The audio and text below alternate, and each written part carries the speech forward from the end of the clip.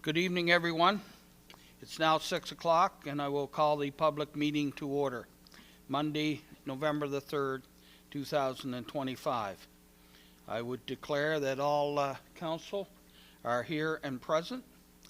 And just to explain, in a public hearing, the council's role is to hear the staff presentation as well as comments from the public on the file and information presented. There will be no debate. However, any member of council may ask questions of clarification of either the staff or of the public. So our first item, 2A, item of business this evening is an application for a text amendment to the land use bylaw to clarify regulations related to accessory commercial patio areas. Alice Jacob, our municipal planner, will be presenting. Ms. Jacob, I turn the floor over to you.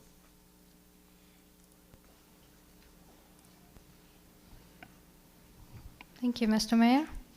Good evening, everyone. This application is for a land use bylaw text amendment to clarify regulations related to accessory commercial patio areas.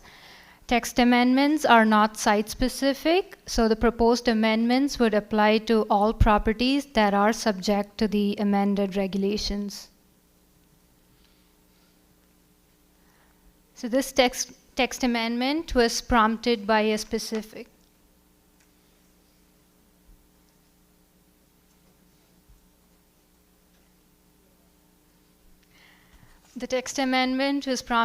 specific property, which is located at 1116 Carr Street, Port Williams.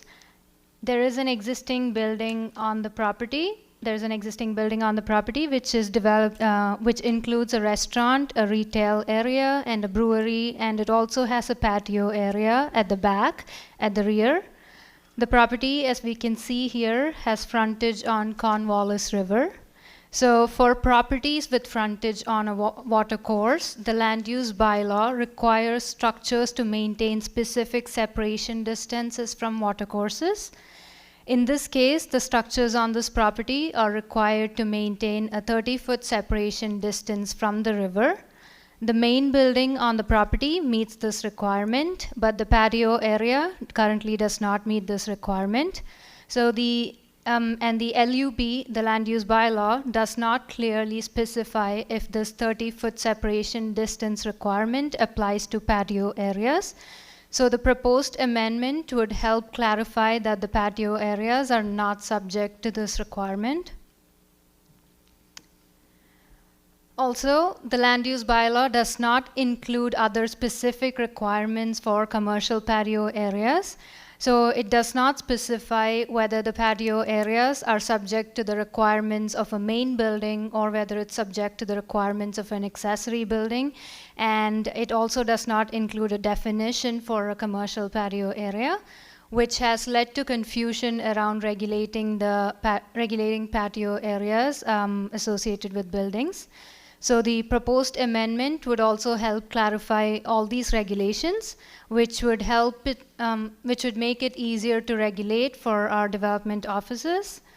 So as I mentioned, it's a text amendment. It is not site-specific. It would apply to all zones that permit commercial uses like restaurants, agritainment uses, farm and vineyard sampling uses, and also any other uses that could potentially have a commercial patio area.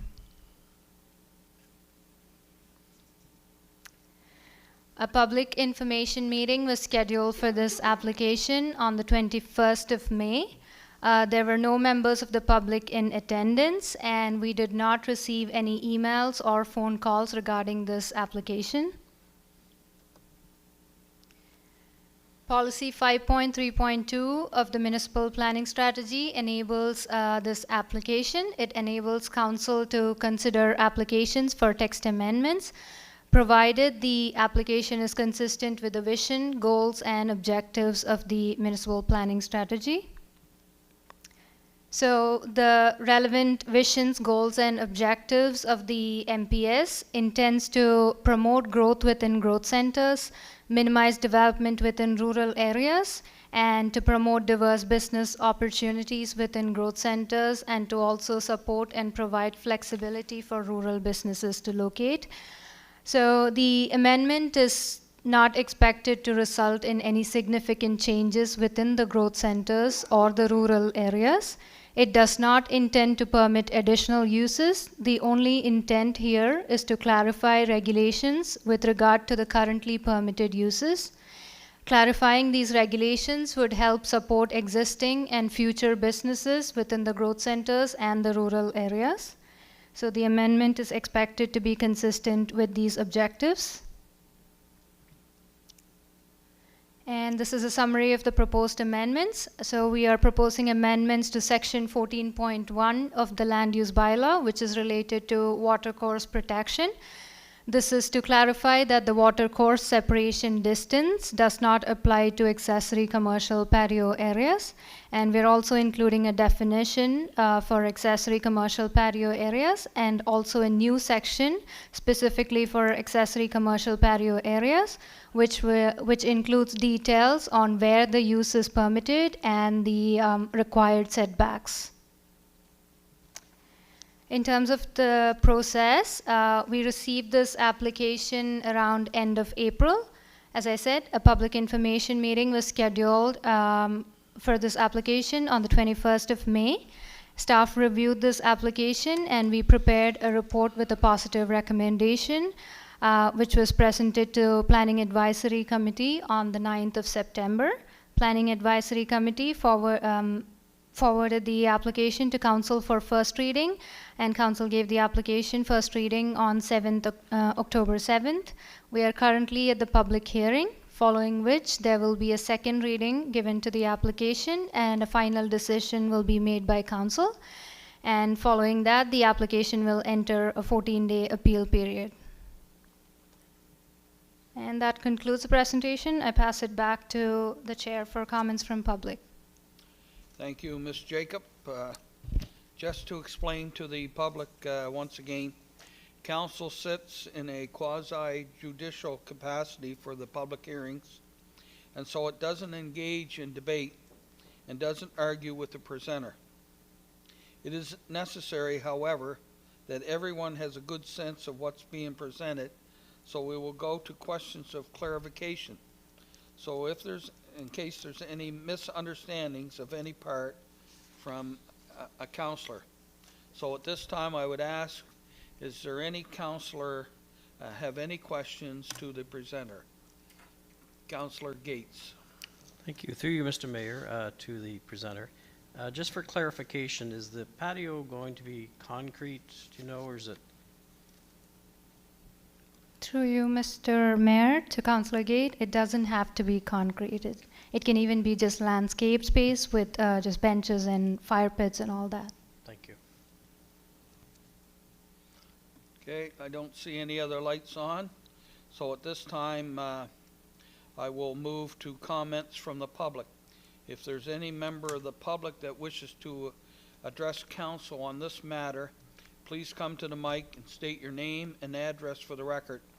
As a reminder, you would have a 5-minute maximum time limit per speaker, and please address your comments to council and not to the presenter.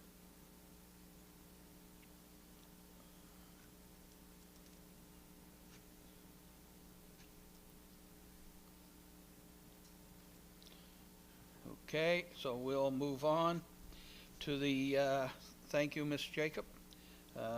And now we will move on to item B. The second item on the agenda is an application to enter into a development agreement to permit a tourist commercial use at PID 5522-4067 Greenfield Road, Gaspereau. Perry Bowman, our municipal planner, will be presenting. Ms. Bowman, I turn the floor over to you. Thank you, Mr. Mayor, and good evening, everyone.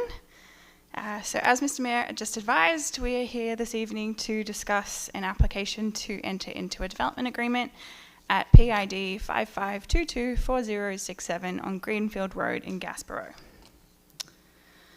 So this is the map of the County of Kings with the red circle indicating the approximate location of the subject site within Gaspereau.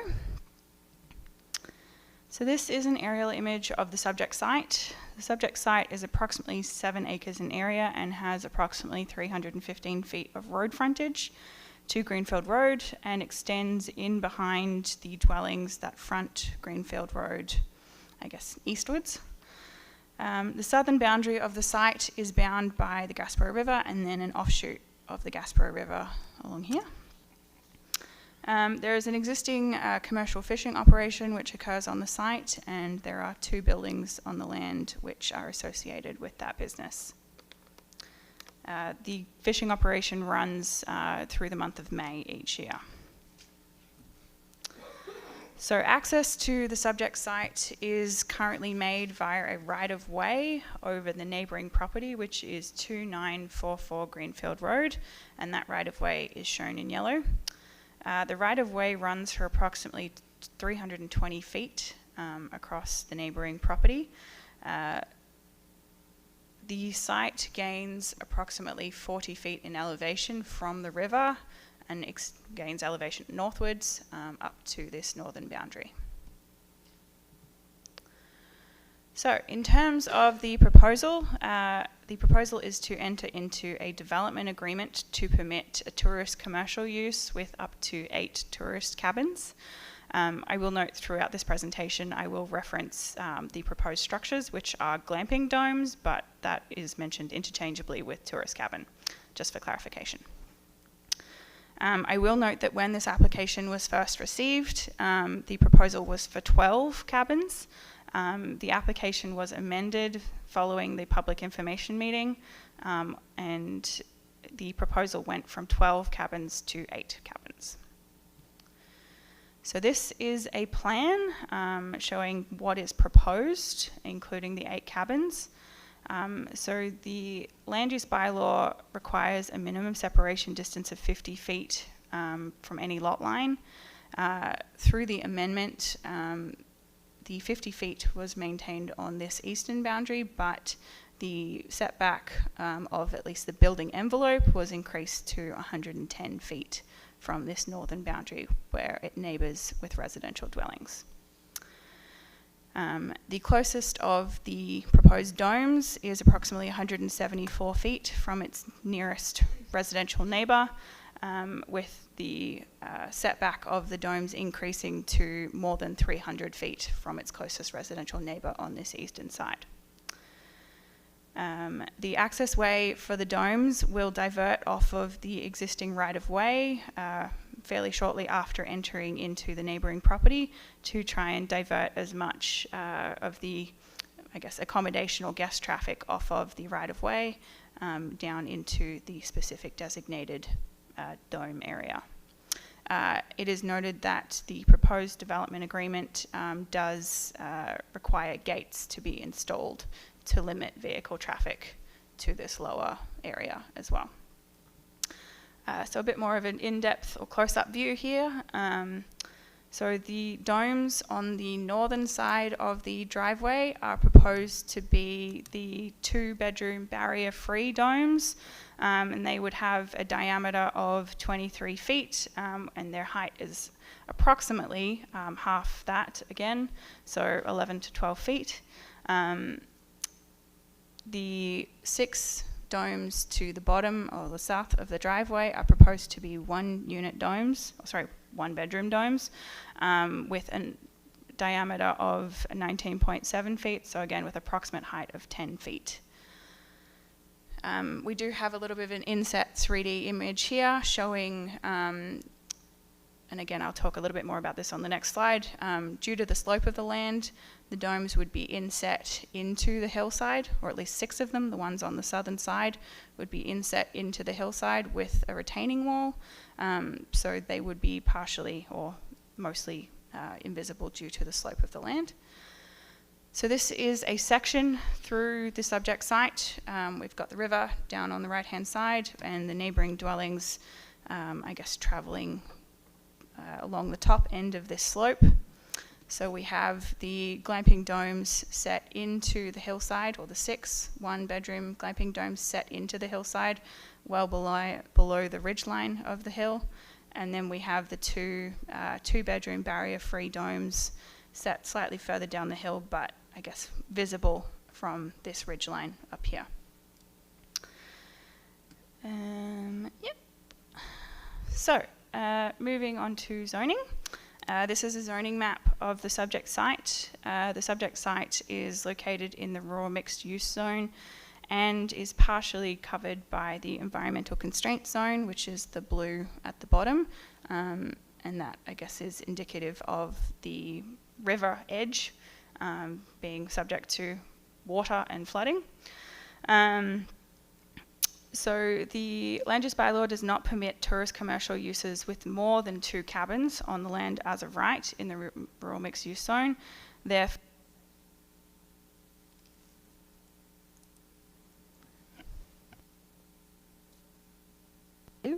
okay, sorry about that. Technical difficulties. So therefore, section 8.45 of the land use bylaw directs staff to look at policy within the municipal planning strategy for consideration of tourism or visitor-related uses within the zone. The mapping also identifies that the site, I guess, is covered partially by an area of environmental sensitivity. So the environmental sensitivity area does not prohibit any form of development. It simply triggers additional consideration at the time of permitting. Whereas the area that is in the, bluey colour does prohibit development and restricts uses. So this is the future land use designation map. It identifies that the subject site and surrounds are in the agricultural designation. So this is an image of the site taken standing on the driveway once you enter the site, looking down towards the buildings which are associated with the fishing operation. And I guess we can also see the slope of the land heading up here. So this is taken at the end of that driveway where we can see the infrastructure relating to the fishing operation, and again, one of the buildings used as part of the fishing operation. So this is, I guess, their direct point of access to the river with some of the infrastructure used in the fishing operation. So this is standing partway up the hill, looking down over the river and the buildings used as part of the fishing operation. Again, we can see, I guess, the view that we get from quite a ways up the hill. So this is standing at the top of the hill looking towards some of the dwellings that front Greenfield Road. And similarly, again, on the top of the hill looking towards the east, again at more of the dwellings that front Greenfield Road that abut the site. This is looking west back towards Greenfield Road because it kind of loops around the site here. And then we've got the Gaspereau vineyard in the red buildings. And then this is looking at the right-of-way point of access to the subject site. So the proposed plan at this point is to deviate inwards with a new driveway in this approximate location here. So, in terms of public consultation, 19 property owners within 500 feet of the subject property were notified by mail. A public information meeting was held in the Gaspereau Community Centre on September 4th, 2024, and the associated presentation has been made available online via the municipal website since that time. A notice of the public information meeting was placed on the municipal social media website on the August 27th, 2024. 32 members of the public were in attendance, plus the applicant at the public information meeting, and the community has been involved in correspondence since that time, along with a report that was received on Friday, including a petition has also been received from the community outlining their concerns regarding the proposal. So, I'm going to run through some of the concerns raised. These are primarily based on what was received through the correspondence received up until Friday. Some of the concerns that I will just be discussing now were outlined in the report that you all received on Friday as well. But I will note that there's more information in the planning report associated with this application. So one of the large concerns raised was in regards to road safety and traffic, with residents expressing concerns regarding existing traffic conditions, regarding speeding, noting it was unsafe, or they felt unsafe walking and cycling on the road, and expressed that unfamiliar drivers may make them feel unsafer. Also noting that there have been existing crashes while some of them have lived in the area. So the application was sent to the RCMP and the Nova Scotia Department of Public Works for comments on safety issues. The RCMP came back advising that they have one reported collision since 2022, but did not, I guess, advise on any other stats. The Nova Scotia Department of Public Works did not raise any concerns with safety. They did note that they would require entry to the subject site to remain via the existing right-of-way in order to meet site stopping distances. And they didn't have any concern with the, associated increase in traffic regarding this proposal, given at any one time you could potentially have 10 extra people on the land. So another point that was raised by residents was that they obviously undertake agriculture, farming, and uses that would create noise, and they were worried that having accommodation may mean that there's a different expectation surrounding noise. So as this is an agricultural area that this application is located in, farming and other rural businesses are expected to operate. So a condition of the draft agreement requires the owners to acknowledge that the subject site and area may be subject to noise, odours and dust associated with farming and other rural or agricultural businesses. Another point that was raised was in regards to light and noise. So one point in regards to lighting was in regards to having light shining directly into neighbouring residential buildings. And then another point was in regards to light pollution. So a condition of the draft development agreement has been put in place requiring all lighting from, external lighting to be shaded and pointing away from neighbouring residential buildings. The domes themselves are proposed to be mostly opaque, so you're not going to have a large amount of external light radiating from them. And I will also note that there's nothing in the land use bylaw that prohibits neighbouring dwellings from putting up additional lighting, or agricultural uses putting up additional lighting that would further add to light pollution. The fourth point was the impact on the fishing in the Gaspereau River, noting that a number of the neighbouring residents, make their livelihood from fishing in the river. So the application was sent to the Nova Scotia Department of Environment, the Nova Scotia Department of Fisheries and Aquaculture, and the Federal Department of Fisheries and Oceans for comment regarding the application. The Nova Scotia Department of Environment did not provide any comment. The Nova Scotia Department of Fisheries and Aquaculture advised that they were not the body with jurisdiction, but the proposal did not raise any concern based on their review. The Federal Department of Fisheries and Oceans did not have specific rules or regulations that would inform the planning process, but provided resources on best practices for all owners with frontages to the river. So the impact on well water was another concern. So wells are not under the jurisdiction of the municipality. They sit under the jurisdiction of the Nova Scotia Department of Environment and Climate Change. So a draft condition requires that water and wastewater disposal services are provided to the standard of the Nova Scotia Department of Environment, but it is noted that well water withdrawal permits are not required by the Nova Scotia Department of Environment unless more than 23,000 litres of water is proposed to be drawn up per day. A point I missed was in regards to property values and property taxes. Unfortunately, that is not something that we can consider through this process. So the next point was in relation to flooding or the site being flood prone. So it is acknowledged that this subject site is bound on two boundaries by a river or a watercourse, and so there is the potential for flooding of the land. I will note that the development area proposed for the domes is well outside of that area proposed or noted to be subject to flooding. The area that is proposed to be, the building envelope area proposed for where a laundry facility could be located is partially subject to the environmental sensitivity overlay or area overlay.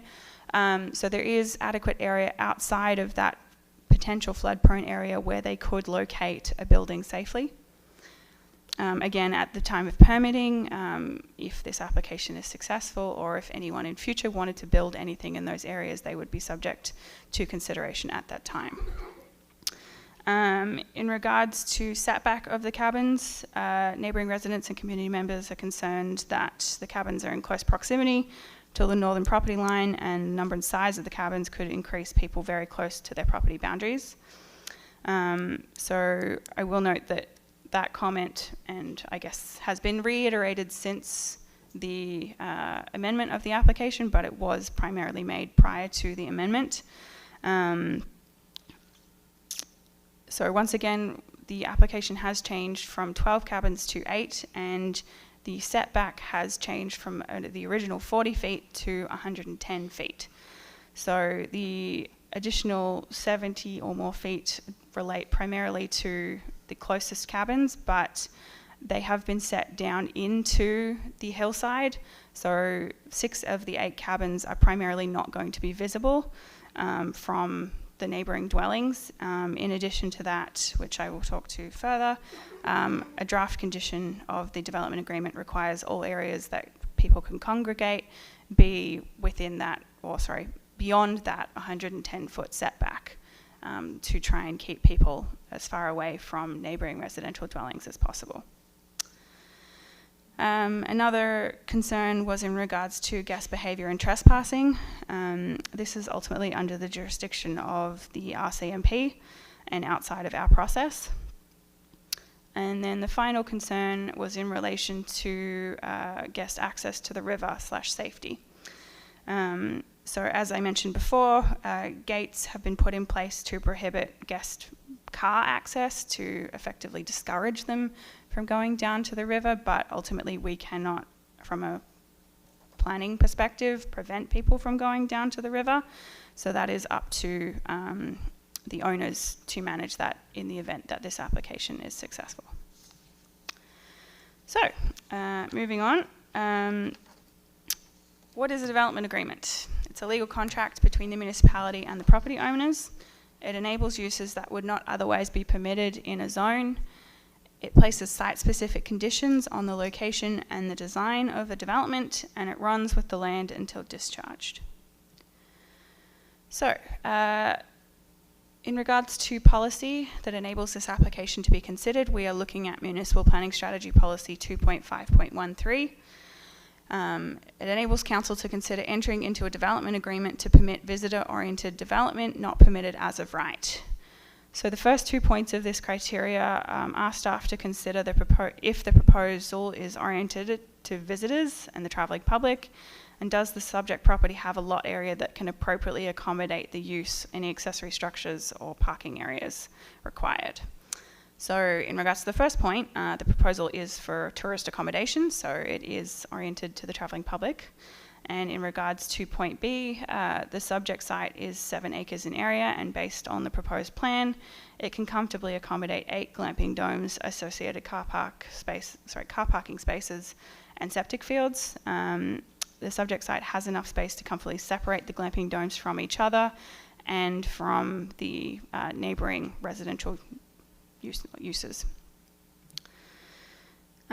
So further to that, point C and E relate to the proposal, or is the proposal adequately buffered and or separated from residential uses, and the as of right requirements that are not met are addressed. So, in regards to point C, the topographical survey and 3D modelling provided shows that 6 out of the 8 domes have been set down into the hillside and are surrounded on the hillside by a retaining wall, with the height of the domes not exceeding the crest of the slope in their respective locations. So they do extend, I guess, all the way through here, with the ones I'm talking about currently. The 2 larger domes will sit higher up on the hillside so that they're accessible and at level with the driveway. The domes are proposed to be opaque and facing towards the river, so lighting won't be an issue in the sense of facing directly towards neighbouring residential dwellings. So given the positioning of the domes on the slope of the land and the proposed retaining wall providing buffering around the domes, it is considered that the land is acting as a buffer between the domes and neighbouring residential dwellings. Additionally, in order to protect the view that is currently experienced by the neighbouring dwellings at the top of the hill, no vegetative buffer is proposed, because if we did that, we would effectively, in time, once vegetation is grown, block the view of the neighbouring dwellings down over the valley. So in regards to point C, which again relates to the as of right requirements which are not met, the rural mixed use zone permits tourist commercial uses consisting of a maximum of 2 tourist cabins if they are associated with a dwelling and meet a range of setback and height requirements. So these are a set of standards to achieve as of right, but there are circumstances where standards cannot be met or property owners wish to deviate from those standards.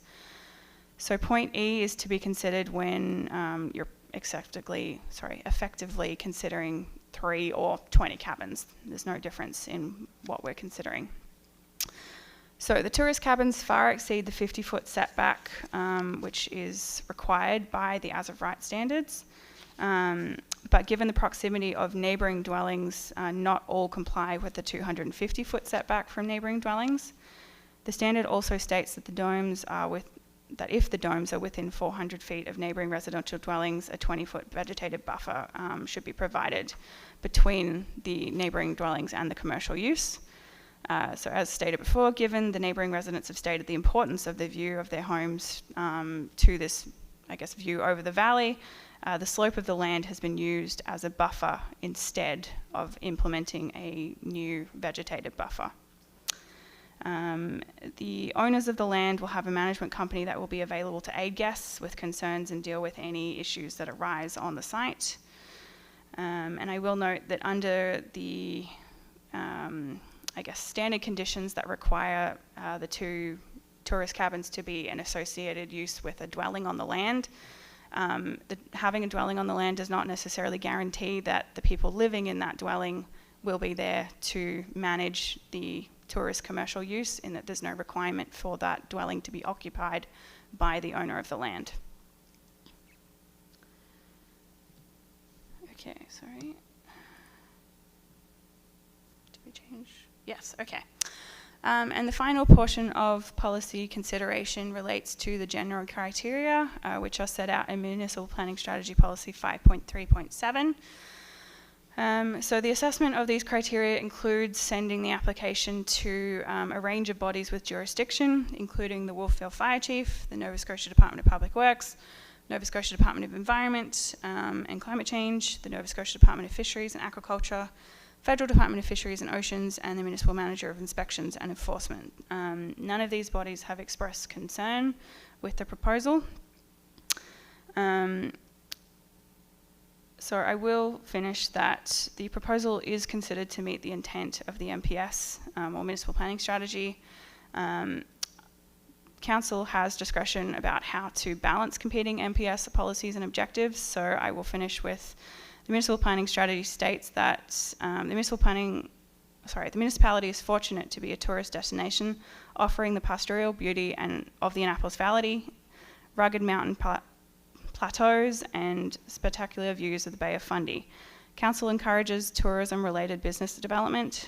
Urban areas will continue to be a commerce centre to serve visitors to the municipality, while maintaining a balance in rural areas between the resource-based land uses and their value as a tourist asset. So I will now pass it back to the chair. Great, thank you, Ms. Bowman.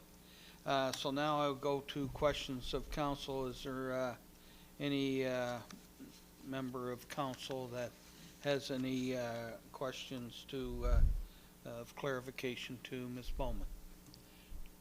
Councillor McPherson. Thank you, Mr. Mayor. Through you, a recent development agreement was overturned by the UARB because of potential of high impact on the agricultural community.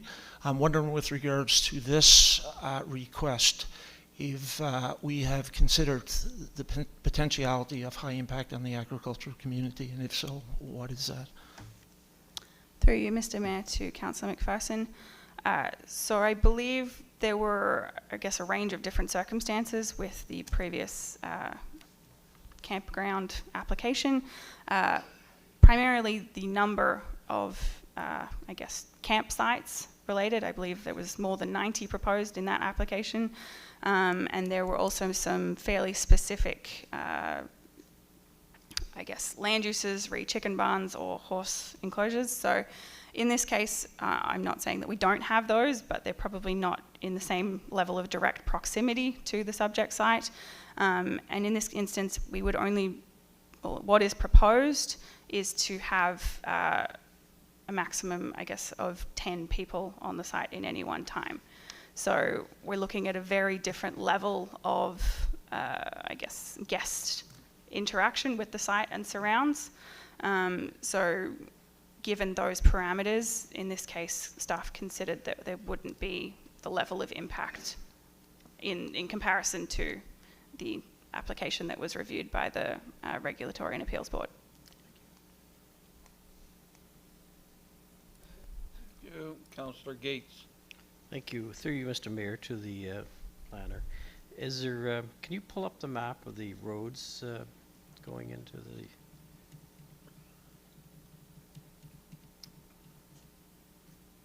Oh, is that one? Yep.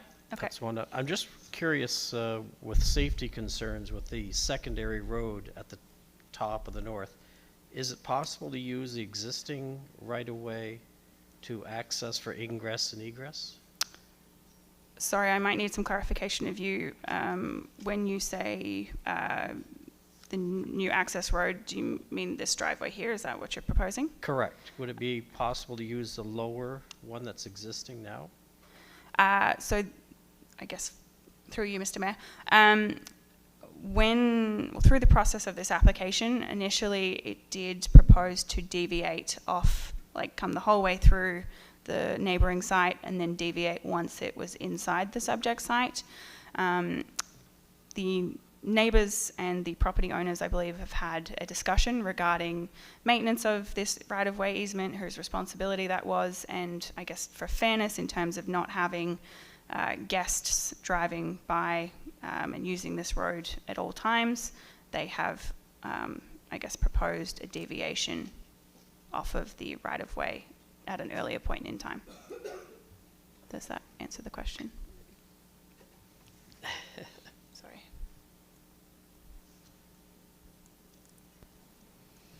Thank you. Through you, Mr. Mayor, to Councillor Gates. The concerns that the Department of Public Works had with the stop sighting distance was with the access from the road, not with the offshoot of the driveway. DPW is concerned with the cars getting on the site. Once they're on the site, that's where their jurisdiction ends. So the concerns that the Department of Public Works had would have been with installing a new driveway north of the existing driveway, but they indicated that should the existing driveway be used, that would be fine. Thank you. Sorry, I misunderstood the question. Okay, thank you. See any other lights on? So now I'll go to the public and ask if any member of the public would like to come forward and make any comments.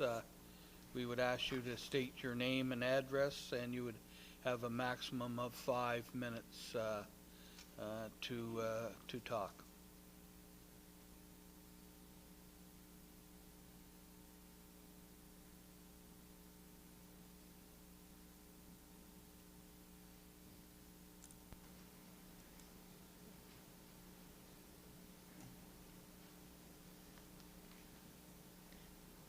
It's on.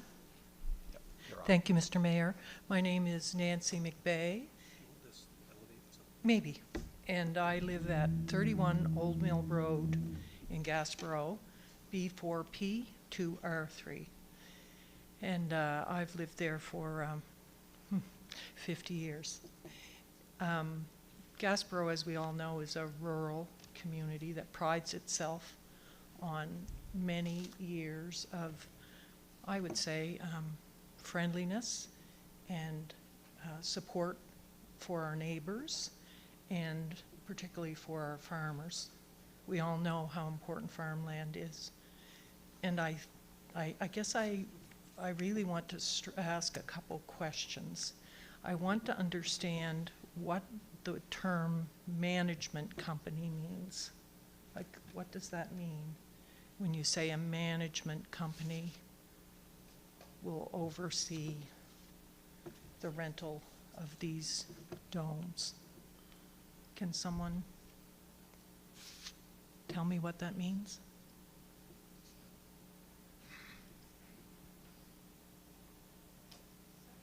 Sure. Go on. Maybe at the end, we can have the staff, as stated before, to address your comments to council. Okay. But we can, Mrs. McVeigh, we can have maybe staff try to answer that. And the reason I ask that is I live in Gaspereau many months of the year, and then I have the opportunity to live down on the South Shore. And we've seen developments like these, and I think I understand correctly, and again, I'd like that to be clarified. If management company means someone living off-site that needs to be contacted when there's an issue, I have grave problems with that, and I've seen very negative impacts of that kind of oversight for rental properties. Where we are, we see someone rent a property that supposedly sleeps 2 or 4, and then all of a sudden, that's for a weekend, and then all of a sudden, a tent's up on the lawn. And then next thing you know, a trailer arrives. So the property that was meant for 2 is now housing 10 and probably 3 vehicles. And that becomes party central. And we can say that the RCMP, that's their jurisdiction, but really it doesn't work very well. The RCMP, as we know, are really burdened with what they have to deal with, and oftentimes neighbors are left to deal with really unpleasant circumstances. So I really caution us if we start talking about management companies who are off-site, and maybe even in this case, somebody out of province, I don't know. So I think that's really important to know. Those neighbors who, and I think when we say residential homes, those are people who have raised their families in this community, who live there, who protect the lawn, the land, and who care about their community. So I think we really need to pay attention to that's really real people that live there. So for me, I'm opposed to this primarily because I think we're taking over agricultural land, from what I understand. And I also think we really need to think about the culture of our community and what these kind of dwellings can be in terms of the party centrals. It's not pleasant. I've had firsthand experience with this kind of management. So thank you very much for your time. Thank you. And we'll try and get an answer for you. Okay.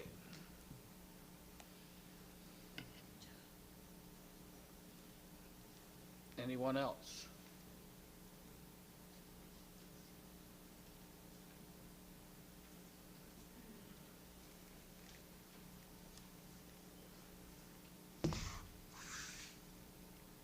Can you hear me? Yes. Too loud? No, you're good. I'm Ellen Kenny, and my husband and I live at 3010 Greenfield Road. Good evening, Mr. Mayor, members of council, county staff, and members of the public. On behalf of the Gaspereau residents of Responsible Development, I want to thank you for the opportunity to speak tonight. We come before you to share our deep concerns regarding the proposed development agreement, file number 2411, the application to permit a tourist commercial use on the Greenfield Road in Gaspereau. We want to begin by saying that we approach this discussion with respect to you, for the county staff, and the applicants. After many conversations with our neighbors, friends, and fellow residents, we were asked to bring forward a collective message to ask this council to reject the proposed development agreement. We are here tonight speaking for a group of citizens who call Gaspereau home. Some whose families have lived here for generations, others who've come more recently but share a deep love for this valley and its way of life. We submitted our formal response to council and staff on Friday, including a petition against this development agreement containing over 80 signatures. What unites us is simple: a shared belief that the rural landscapes, skyscapes, and soundscapes of Gaspereau are part of who we are. They're a part of our cultural identity and our shared heritage. It's our responsibility, all of our responsibility, to protect that inheritance and to ensure that growth happens in ways that preserve what makes this place, our home, special.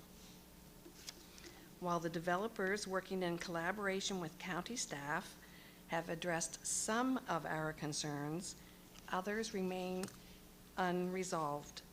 And most importantly, some cannot be addressed at all. Among the concerns that remain is the risk of environmental harm that would threaten the livelihoods of those who depend on fishing the Gaspereau River, the safety of visiting campers who may be unaware of the dangers of the river, particularly when it runs high and fast, and the potential impact such incidents could have on regional tourism and the behavior of visiting campers, which may negatively affect local residents. A concern made worse by the fact that the fence referenced in the developer's application no longer exists. Beyond these, this development would not only alter a single pasture, but also transform the character of every home and property along the Greenfield Road. And then there are concerns that simply cannot be addressed. This project threatens Gaspereau's pastoral landscape, sets a dangerous precedence for future development, and irreparably harms one of the defining features of our beloved community, our night skies. The skyscapes of Gaspereau belong to all of us, to our children, and to generations yet to come, and it is our shared responsibility to protect them. In closing, our written submission outlines many of our concerns, but not all of them. We believe the evidence we've presented throughout this process gives this council clear grounds to reject the proposed development agreement, and we respectfully ask you to do so. We also want to thank everyone who contributed their time, effort, and insight to this process. The response you see before you reflect a community that cares deeply about Gaspereau, its land, its people, and its future. Thank you, Mr. Mayor, members of council, and county staff for your time and your commitment serving this county with integrity. Thank you for your time. Thank you, Mrs. Kenny.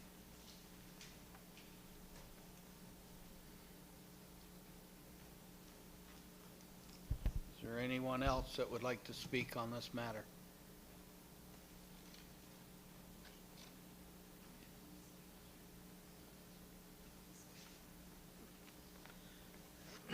Just a couple of questions. The septic field.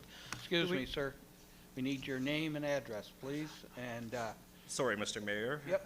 Mr. Mayor, Councillor Sean Davidson. I've been a dairy farmer in the Gaspereau Valley all my life. I live on the Gaspereau River Road. My concern is, what would the setback distance be from the septic field to the river? Is there any idea what that might be? We'll try to have staff comment at the end on any of these questions. Thank you. Okay. I know as a dairy farmer all my life, if I was to attempt to build a livestock barn of any type or any size, I wouldn't be able to because of the setback distances. So I guess that would be a concern that I would have. My other comment is following Ellen's comments also, is the atmosphere of the Gaspereau Valley, which has changed dramatically over the past few years. I live directly across from Benjamin Bridge. They're very good, don't get me wrong, but I now have helicopters flying over the top of my house. I have events going on that I can listen to the music all night long. I have bird whalers and grape cannons going off all day long, and the proposed site there I see is just across the road from a winery also. And my other concern would lie in the liability of the fishing business that's there. I know this past summer in my area we had 2 emergency phone calls, 911, of people in the river in distress. And with the area where the fishing happens, it's a nice concrete area, nice place to have fires, lawn chairs. So I guess I would hope that the fishing shack area would have extra insurance to cover anything that may happen. So just a few of my comments. Thank you so much. Thank you.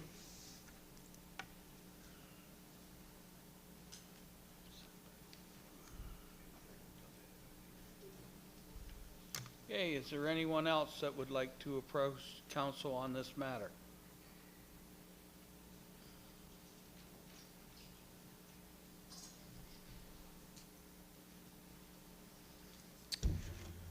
Hello there. My name is Chad McKinnon. My wife and I live at 3030 Greenfield Road, Gaspereau. What I'm about to say is based on the interpretation of the information I had back in July, and a group as a community brought forward with our submission this past Friday.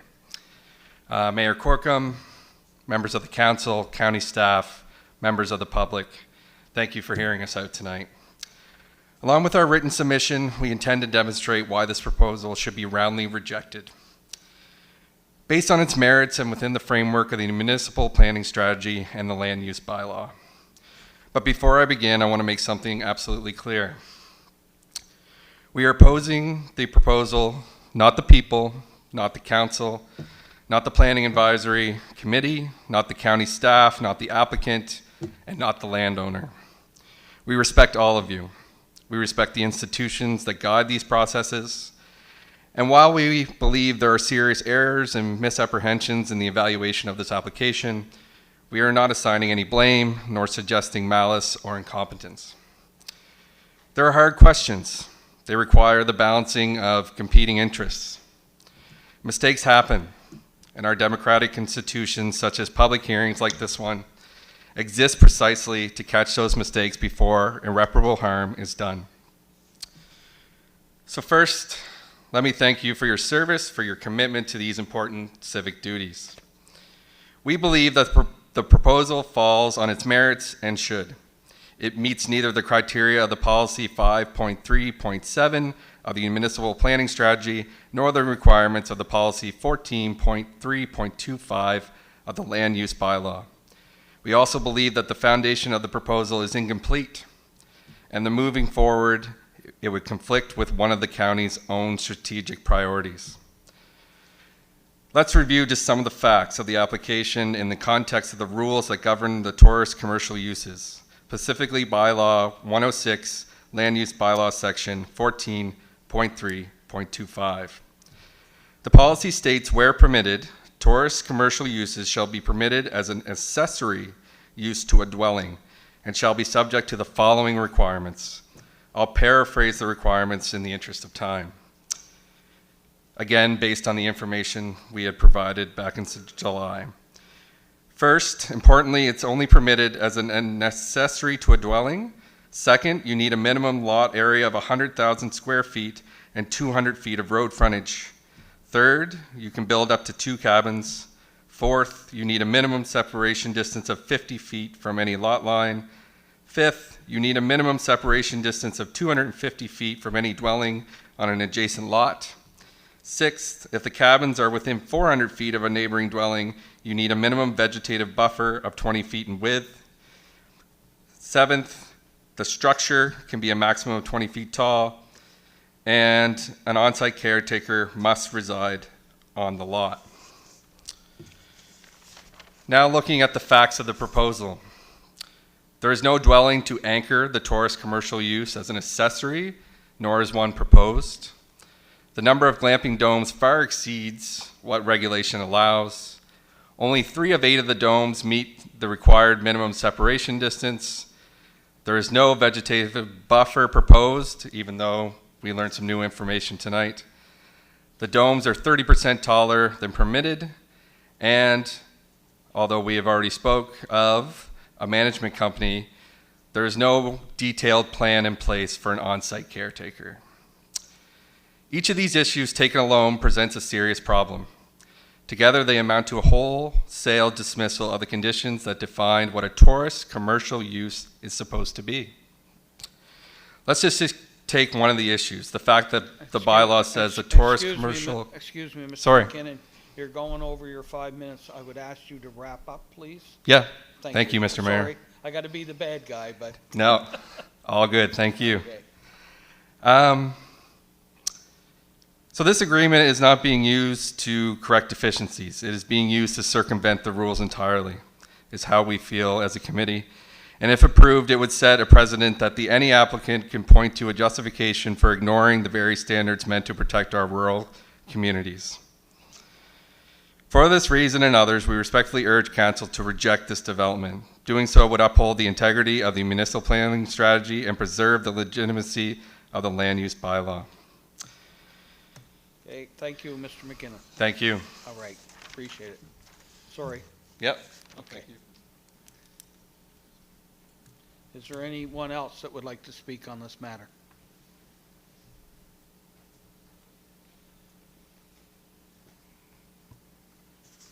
Hello, my name is Allison Kenny McKinnon, and I reside at 3030 Greenfield Road.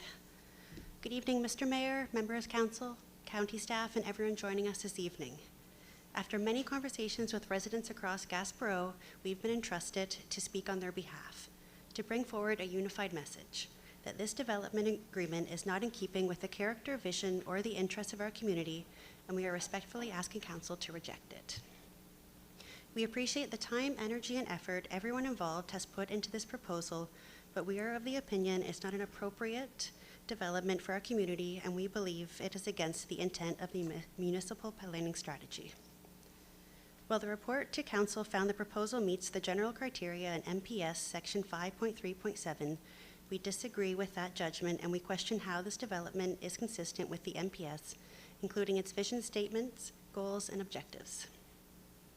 What do these visions say about rural areas? They emphasize large, interrupted landscapes, sensitive natural features and vistas, and the importance of retaining rural character outside growth centers. Section 2.2 sets a goal to identify lands where rural character, ecological value, and economic functions are protected, and an objective to maintain the rural character of the landscapes, including as cultural identity and heritage. Gaspereau is exactly that kind of place. Were this proposal in a growth center, the conversation would be different. In a rural area, the fit is poor. When the report's analysis omits the vision statements from its reasoning, which it did, it loses the strategic anchor the MPS demands. Beyond the vision statements, the general criteria also ask whether a proposal is premature or inappropriate due to several specific factors. In the interest of time, I'll touch on a couple. Point 1, land use compatibility with surrounding land uses. Beyond what was talked about by previous speakers about the number of glamping domes and their distances from adjacent properties, the report notes that due to the low number of proposed guests, measures have been put in place to prevent compatibility issues. It also referenced feedback from the Department of Public Works advising that the change in traffic volume from this project would be very small. But that undermines a separate claim that this project materially advances economic development objectives. One cannot, in the same breath, argue minimal traffic, minimal guests, and meaningful economic drive. Point 2, the potential for flooding and draining problems. The laundry utility building area intersects as an environmental sensitive area overlay. Even if the project does not increase flooding, floods do occur there. By definition, that raises risks that chemicals, waste, and other contaminants could reach the Gaspereau River, jeopardizing the fishery several neighbors rely on. Point 3, potential negative impacts on farming and fishing. The report suggests negative impacts are unlikely because the landowner also operates a commercial fishing and thus shares local interests. We agree in principle that aligned incentives are powerful. That is exactly why the bylaw requires tourist accommodations in the A2 zone to be an accessory to a dwelling, so operators can share the same exposures, responsibilities, and daily realities as their neighbors. Without a dwelling and a caretaker, that alignment breaks. Finally, a word on economic development. The report points to policies that encourage visitor-oriented business, entrepreneurship, and innovation. We support those goals when the scale and setting align with the Council's strategy. If the economic benefits are minimal, what is the case for stacking exception upon exception, reduced separation, no buffer, no dwelling, no caretaker? In a rural landscape, the MPS is explicit about preserving. To us, it doesn't make much sense. We therefore respectfully urge Council to reject Development Agreement File 24-11 and to discourage similar proposals for Greenfield Road, Gaspereau. Doing so would honor the letter and the intent of the MPS, uphold the integrity of the land use bylaw, and preserve public confidence that exceptions are truly limited circumstances, not routine workarounds. Thank you for your time and your stewardship of our planned sharing net framework. Thank you, Mrs. Kenny.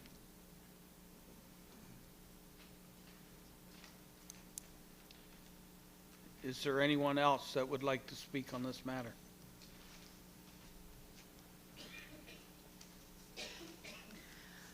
My name is Sarah Kenny. I now live at 960 Sherman Belcher Road in Centerville.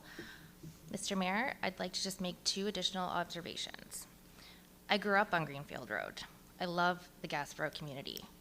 Every time a property comes up for sale, I consider buying it so that I can move back. The rural character of our community is part of our cultural identity and heritage, and a glamp ground threatens that. And we collected more than 80 signatures on our petition. And honestly, it could have been more. Gaspereau is a community of about 500 people. Let's say Minas is a village of 5,000, which means an equivalent petition against a development in Minas would be 800 signatures. Would this council seriously consider a development agreement where 800 people expressed a view that they didn't want a development to move forward? And if not, why should we punish regions in this county that have a lower density population? Please do the right thing and reject this development. Thank you. Thank you, Ms. Kenny. Although you live in Centerville, that's not too bad because I'm there too. Is there anyone else that would like to speak in this matter?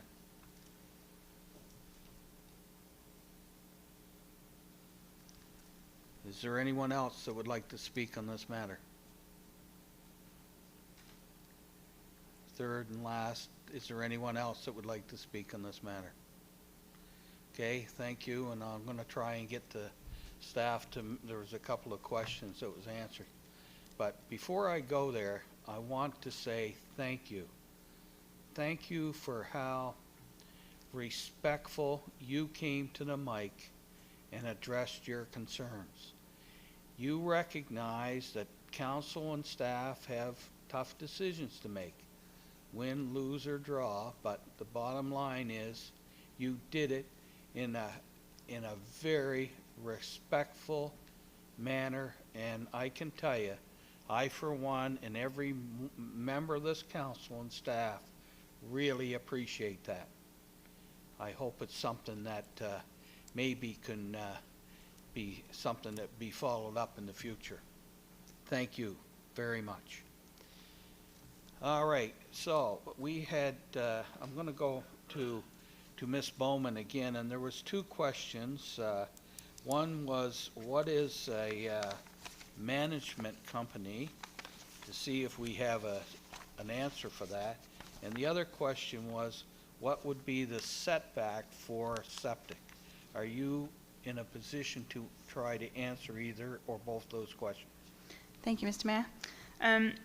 So in regards to the first question, which was regarding the management company, my understanding from what I've been told from the applicant is that they would have people on site every day, whether that's cleaning, remaking beds, doing maintenance of that such. My understanding is that there wouldn't be anyone on site 24 hours a day, but there would be people available to contact if issues arose. And then in respect to the septic fields, they would need to be located within the building envelope that is specified on the plan at the back of the draft development agreement. So I don't have an exact setback, but the, I guess, corner here is approximately 50 feet back from the Gaspereau River, and then it gets further inland as they go. But the Nova Scotia Department of Environment would need to sign off on those, / have a professional draw up those septic fields and design them in such a manner that they would comply with all of the regulations.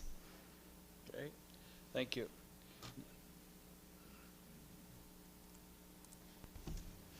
Thank you, Mr. Mayor.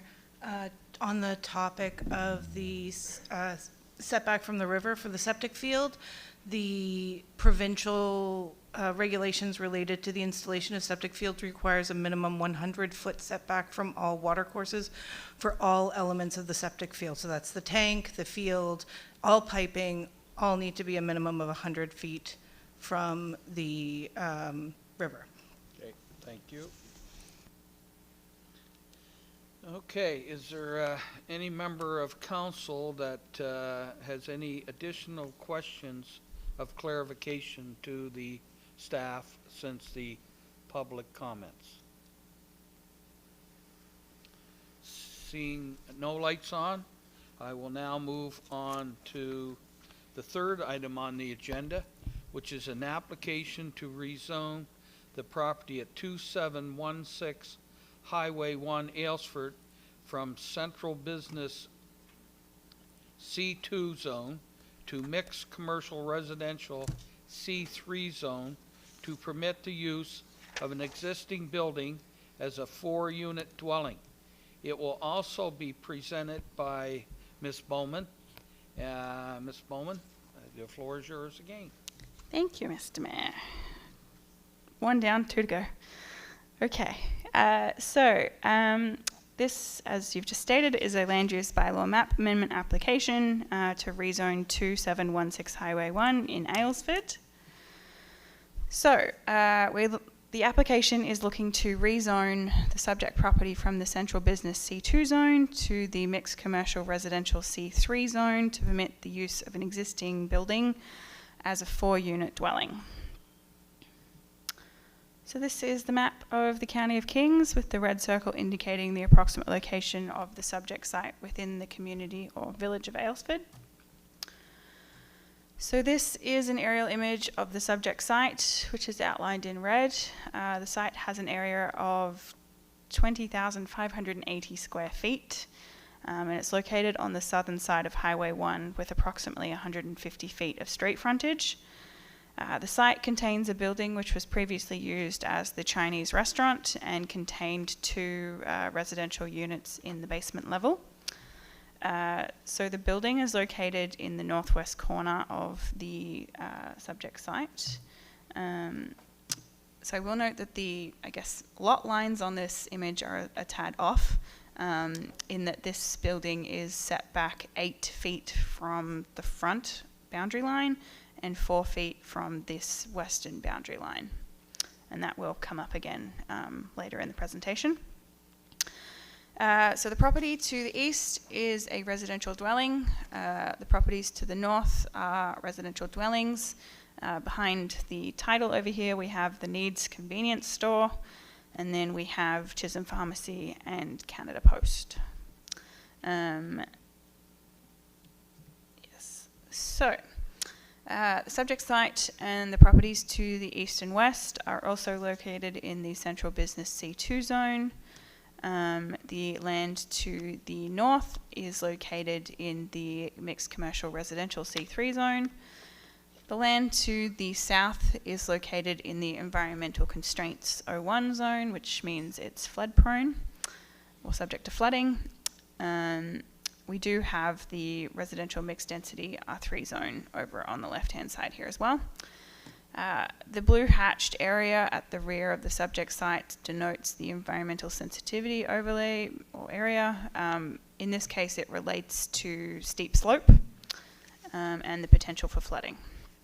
But again, that overlay doesn't prohibit any form of development. It simply means at a permitting phase, if something is going to be developed, there will be additional considerations. So this is our future land use designation map. The subject site and the land to the east, west, and north is located in the commercial designation. The land to the south is in the residential designation. So as we know, the designation sets out generally the intent of the use of the land, but it also states where changes can be made and what those changes can be. So the municipal planning strategy states that all commercial zones are permitted within the commercial designation, meaning that if policy components are met, we can consider this rezoning. So this is a hypothetical zoning map showing what the zoning would look like if this application is approved in its current form, with the mixed commercial residential C3 zone extending down onto the subject property. So this is the front of the subject site. We can see what used to be the Chinese restaurant and then their car parking over on the left-hand side. This is the western, I guess, edge of the subject building and the eastern edge of the neighbouring building here. So as we can see, the site slopes down towards the rear, and we can see, I guess, the basement level sitting under the main commercial floor. And then we can see the access points to the 2 basement units that have previously been used within the subject site. So in terms of public consultation, 30 property owners were notified by mail of the application. As the subject site is less than an acre in area, a public information meeting was not required. 3 phone calls have been received from the public regarding the application. The first one was just asking general questions. The second and third were from the same person over the course of the application, expressing their concern regarding the loss of commercial space, and also asking questions regarding how can 4 units fit in the building and numbers of people are permitted to be living in the building. So discussions were undertaken with the caller regarding what is permitted within the current zoning versus what's permitted in the proposed zoning, and effectively outlining that with the change in zoning, commercial uses can still be undertaken. It does not prohibit commercial uses. It simply permits a wide array of residential uses as well. So the application was also presented to the Aylesford Village Commission in August on the 18th. The Village Commission also had a discussion surrounding what's permitted on the land regarding if the zone is changed, and discussed the loss of commercial space, but ultimately supported the proposal. So in regard to enabling policy, this one is a little bit different to what we would normally have up on the screen for a rezoning application. So Municipal Planning Strategy Policy 5.3.4 enables Council to consider an amendment to any one of the zoning maps only if the site meets all of the zone requirements for the zone sought, with the exception of lots with a building which has less than the required setbacks.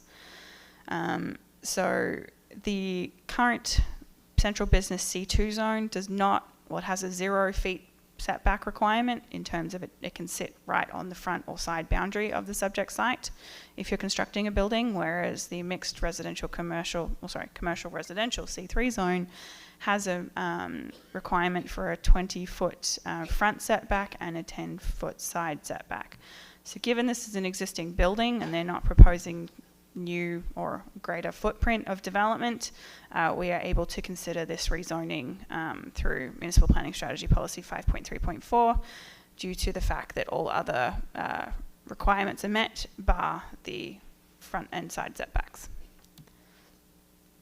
So, Municipal Planning Strategy Policy 5.3.5 sets out the criteria to be met when considering an application to rezone land.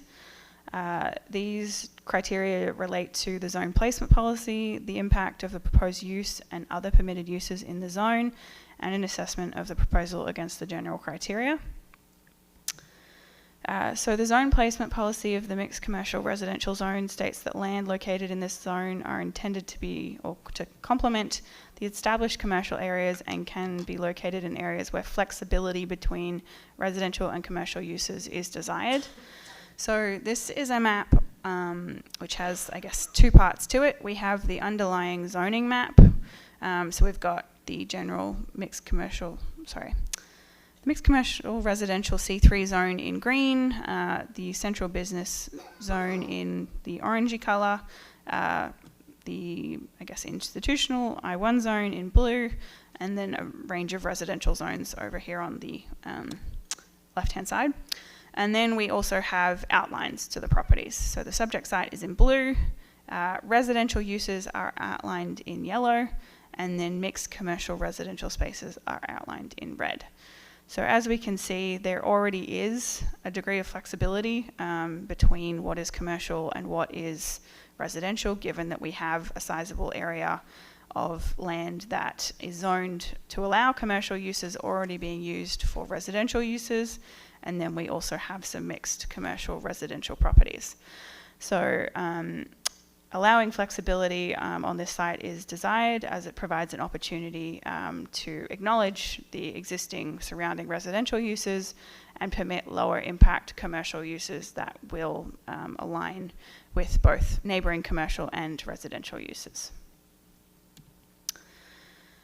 And then further to that, we have to consider the general criteria set out in Municipal Planning Strategy Policy 5.3.7. So the assessment of these criteria, including sending the application to the Aylesford Fire Chief, the Nova Scotia Department of Public Works, our Municipal Department of Engineering and Public Works, and the Municipal Manager for Inspection and Enforcement. No concerns were raised by those bodies of jurisdiction regarding the application, and the proposal is generally considered to be consistent with the intent of the MPS and does not involve any cost to the municipality or the Village of Aylesford. So this is our land use bylaw map amendment process. We've received the application on the 9th of January. A public information meeting was not required, but neighbouring properties were notified by mail. Following a staff review, a positive recommendation was made to the Planning Advisory Committee on September 7th, 2025, and they forwarded a positive recommendation to the full Municipal Council at first reading on October 7th. And we are now here at public hearing. Following public hearing tonight, we will proceed through to second reading, where full Municipal Council will vote and make a decision on the application. And following that, there is a 14-day appeal period. And now we will go to comments from the public. Thank you. Thank you, Ms. Bowman. Is there any member of council has any questions of clarification to the presenter, please? No? Okay. Then we'll go to comments from the public. If there's any member of the public that would like to come forward and comment on this application, it would be time to do so.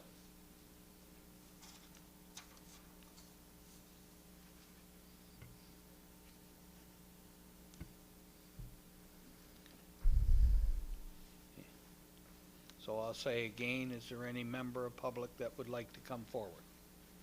If not, we shall move on then to our item D, the final item on the agenda this evening, which is an application to rezone 8877 Commercial Street, New Minas, from the general commercial C1 zone to mixed commercial residential C3 zone, to permit the use of an existing building as a 2-unit dwelling. It will also be presented by our municipal planner, Perry Bowman. Ms. Bowman, your floor. Thank you, Mr. Mayor. Okay, so once again, we are here to look at an application for a land use bylaw map amendment or rezoning application at 8877 Commercial Street in New Minas. So, proposal is to rezone the subject site from the general commercial C1 zone to the mixed commercial residential C3 zone to permit the use of an existing building as a 2-unit dwelling. So this is the subject site located within the village of New Minas. So here we have a slightly blurry aerial image of the subject site, which is outlined in red. The site has an area of 6,673 square feet and is located on the northern side of Commercial Street. It has approximately 58 feet of street frontage. The site has a building on it now, which is currently being used as a 2-unit dwelling. So we're looking, I guess, to legalize that use. The second floor contains a residential unit that was legally used until the commercial use ceased and was replaced with a ground floor and basement second residential unit. So the property to the west contains a mixed commercial residential property. The property to the east is currently being used for commercial purposes, but the building was originally a dwelling. There are a range of commercial and residential uses surrounding the subject site, which I will delve into further in a moment. But a number of those surrounding residential uses are what we classify as non-conforming, meaning that they were in existence prior to the land use bylaw coming into effect. So this is a zoning map, pretty simple one. The subject sites and the surrounds are all currently located in the commercial C1 zone. So this is the future land use designation map, which again identifies that the subject site and surrounds are all currently located in the commercial designation. So once again, the land use designation generally identifies what the land can be used for, but also identifies where changes can be made. So the commercial designation permits all commercial zones, so this application can be considered. So this is a hypothetical resolution map showing what the rezoning would look like if this application is approved in its current form, with the C3 zone applied to just the subject site. So this is an image of, I guess, the front of the subject site. It has parking at the front, and then we have the 2-unit dwelling. Again, the subject building, and then we have the mixed commercial residential property to the west. This is looking at the rear of the subject property here, or looking towards Commercial Street. So this is the property to the east, which is currently being used for commercial purposes, but the, I guess, building was originally constructed as a dwelling. Again, we have the site directly to the south of the subject site. Again, the property until recently was being used for a commercial business, but was originally constructed as a dwelling. And then we do have, I guess, a standard commercial business on the right-hand side here. And then we have a range of the non-conforming residential uses directly to the east, and then further down we have some mixed commercial, residential, and some just general commercial further afield. So, public consultation. The neighbouring properties, or 29 neighbouring properties within 500 feet, were notified by mail. As the site is less than an acre in area, a public information meeting was not required. One phone call was received from the public regarding the application. It was from a local business who was advising that they run machinery quite early in the morning and was worried that there might be complaints regarding noise. So we had a discussion surrounding the fact that given they're in a commercial area, there is different amenity and noise expectations with residential uses in a commercial area. So the application was presented to the New Minas Village Commission on July 14th. There were several clarifying questions asked, and a discussion was undertaken regarding the commercial uses permitted if the land was rezoned, but generally the comments were positive in nature. So, in regard to the enabling policy, that is set out in Municipal Planning Strategy Policy 5.3.3, which enables Council to consider amendments to any one of the zoning maps of the land use bylaw, provided the application is for a specific development and is to rezone land to another zone enabled within the same designation. So as we saw before, we have a proposal for the use of a building for 2 residential units, and the subject site is located within the commercial designation, and both the general commercial zone and the mixed commercial residential zone are all permitted within the commercial designation. Further to that, Municipal Planning Strategy Policy 5.3.5 states the criteria to be considered when an application is to rezone land. So again, these criteria relate to the zone placement policy, the impact of the proposed uses and other permitted uses in the proposed zone, and an assessment of the proposal against the general criteria.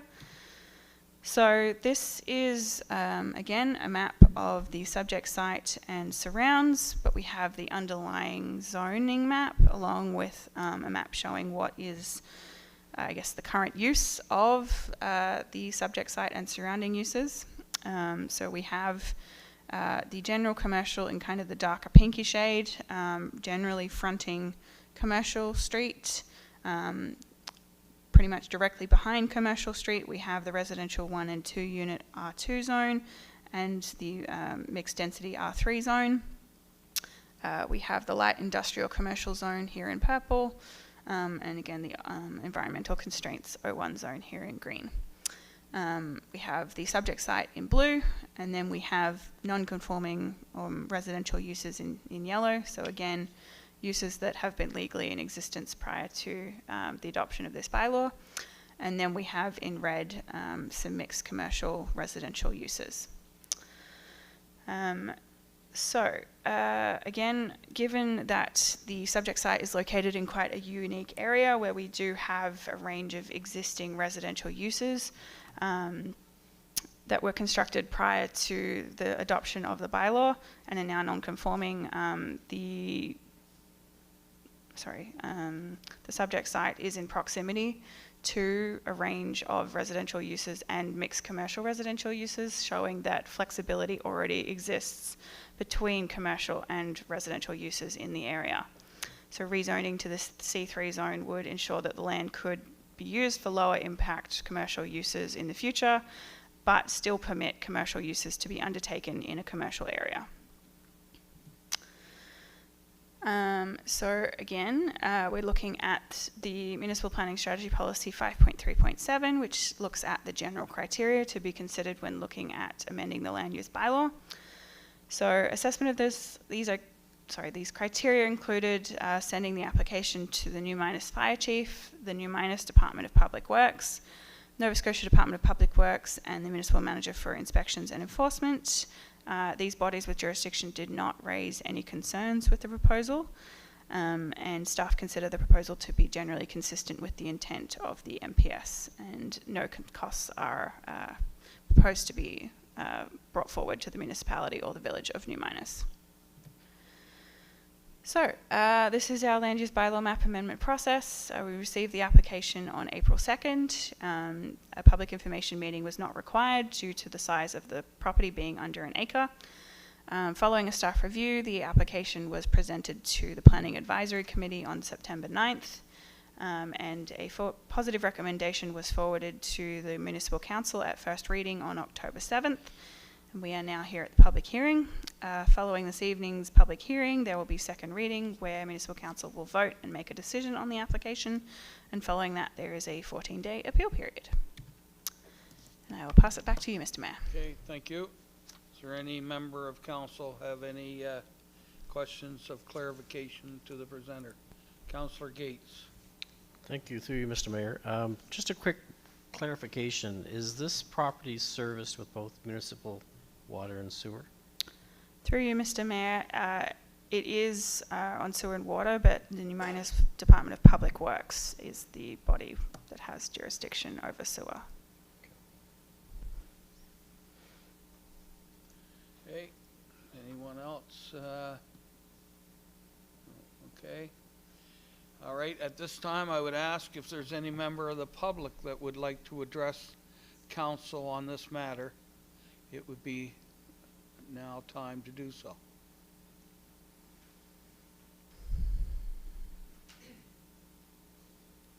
Okay, I guess you must be as clear as mud, Ms. Bowman. Thank you very much.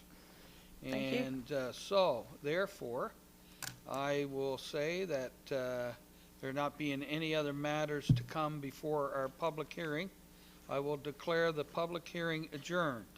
I will also note for the public's information that these items are on the agenda for the council meeting directly following the hearing for second reading, and you're certainly all welcome to stay. So at this time, what I'm going to do before we go to the municipal council meeting, we've been at this for an hour and a half. I'm going to call a 10-minute recess, and I'll mention to everyone we will be reconvening in 10 minutes.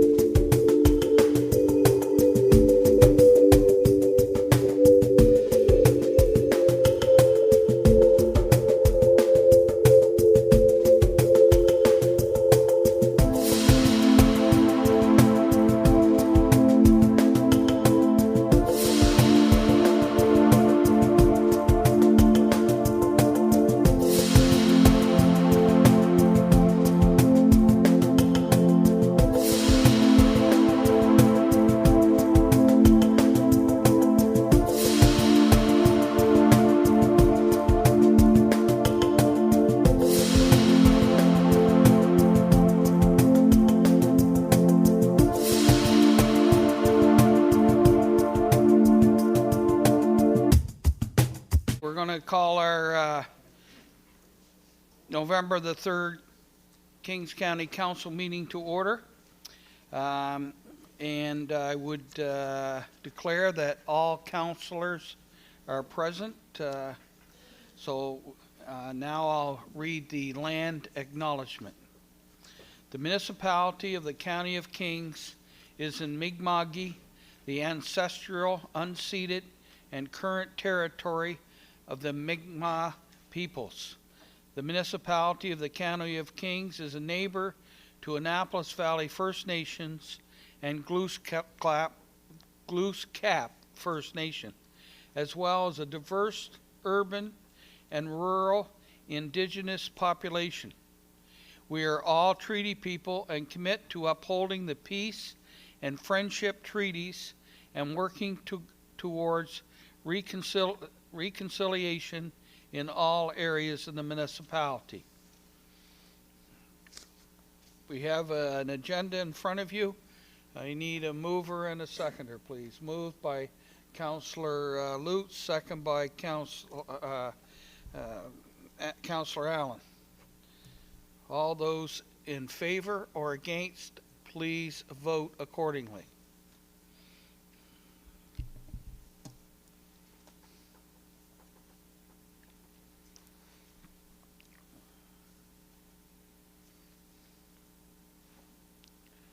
Okay, motion carried. At this time, I'd like to introduce a new member of the Kings County staff. We'd like to welcome Terry Kelly to the staff. Terry is a solicitor now with us. Used to be with the city of Halifax, or province of Nova Scotia, I'm sorry.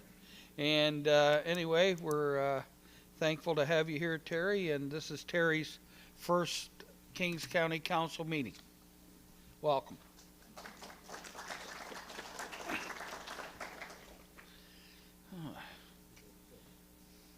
I didn't get that kind of response from my first council meeting. I can tell you, wow. That's the first time I ever got that kind of crowd cheer for a solicitor. Holy lift. He must be special. All right. Now we'll move on to disclosure of conflict of interest. Is there any member of council who would like to declare a conflict of interest on any of the items we're going to be discussing tonight?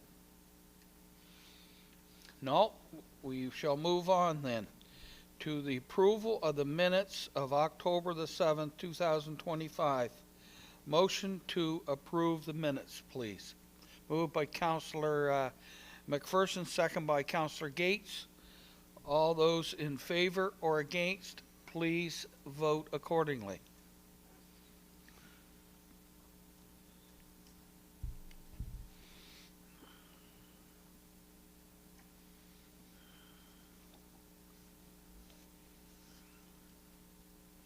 Motion carried. Thank you. Now for October the 21st, special council meeting. We need a motion to approve those minutes, please.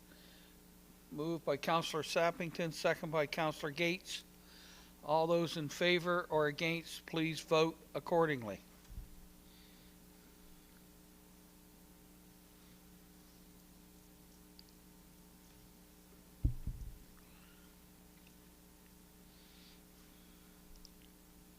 Motion carried. Thank you. Now, is there any business arising from the October the 7th minutes of council? No? All right. So now we have October 21st special council meeting. And we have a response to Mr. Fulton's questions concerning deed transfer tax.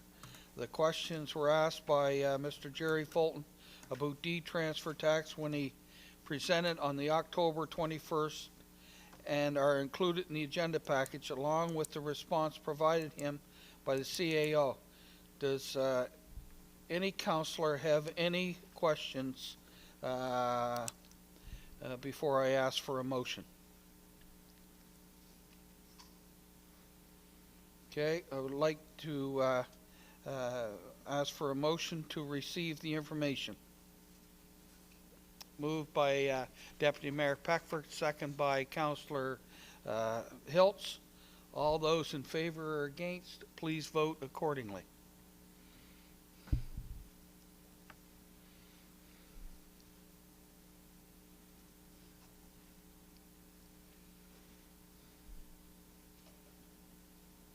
Motion carried.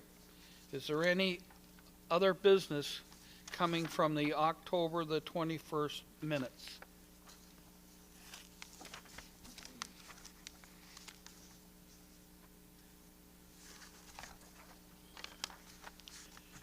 Okay, so the motion was carried. We'll move on then to Planning Committee recommendations. Councillor Emily Lutz will be reading the recommendations as chair of PAC. And the first one is an application to amend the text to land use bylaw file 25-01. Councillor Lutz.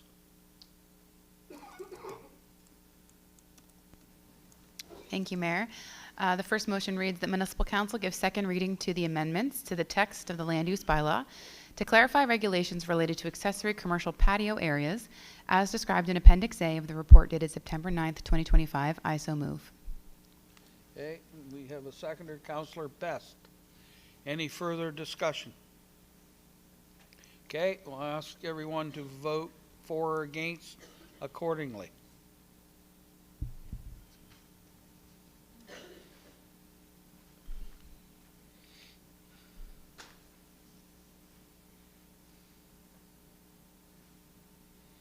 Motion carried. The next one, 6B, application to enter into a development agreement in Gaspereau, file 24-11. Councillor Lutz.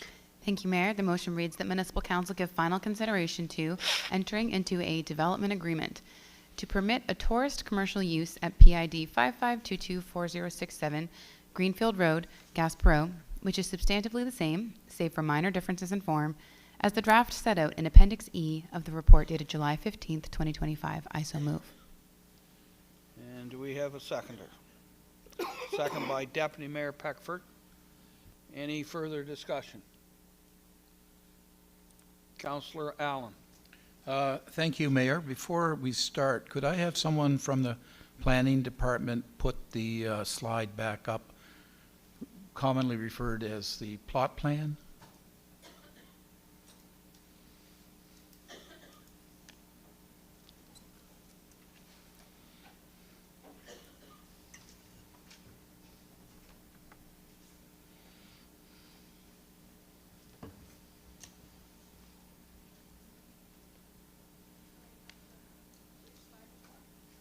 I think it was the third one, the one that shows the location of the driveway and the domes. No, the one that has the 110-foot setback. That's it. So before I start, I'd like to bring to everyone's attention there's a 110-foot setback, and the line is represented by a broken line.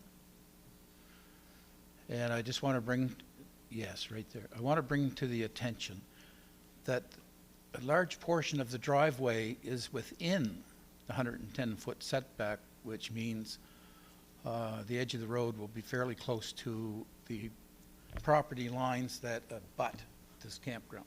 So with that, I would like to start with in our municipal planning strategy, Section 2.7 in its policies recognize that campgrounds are high-impact recreation uses which will have predictable negative impacts on neighboring uses and properties.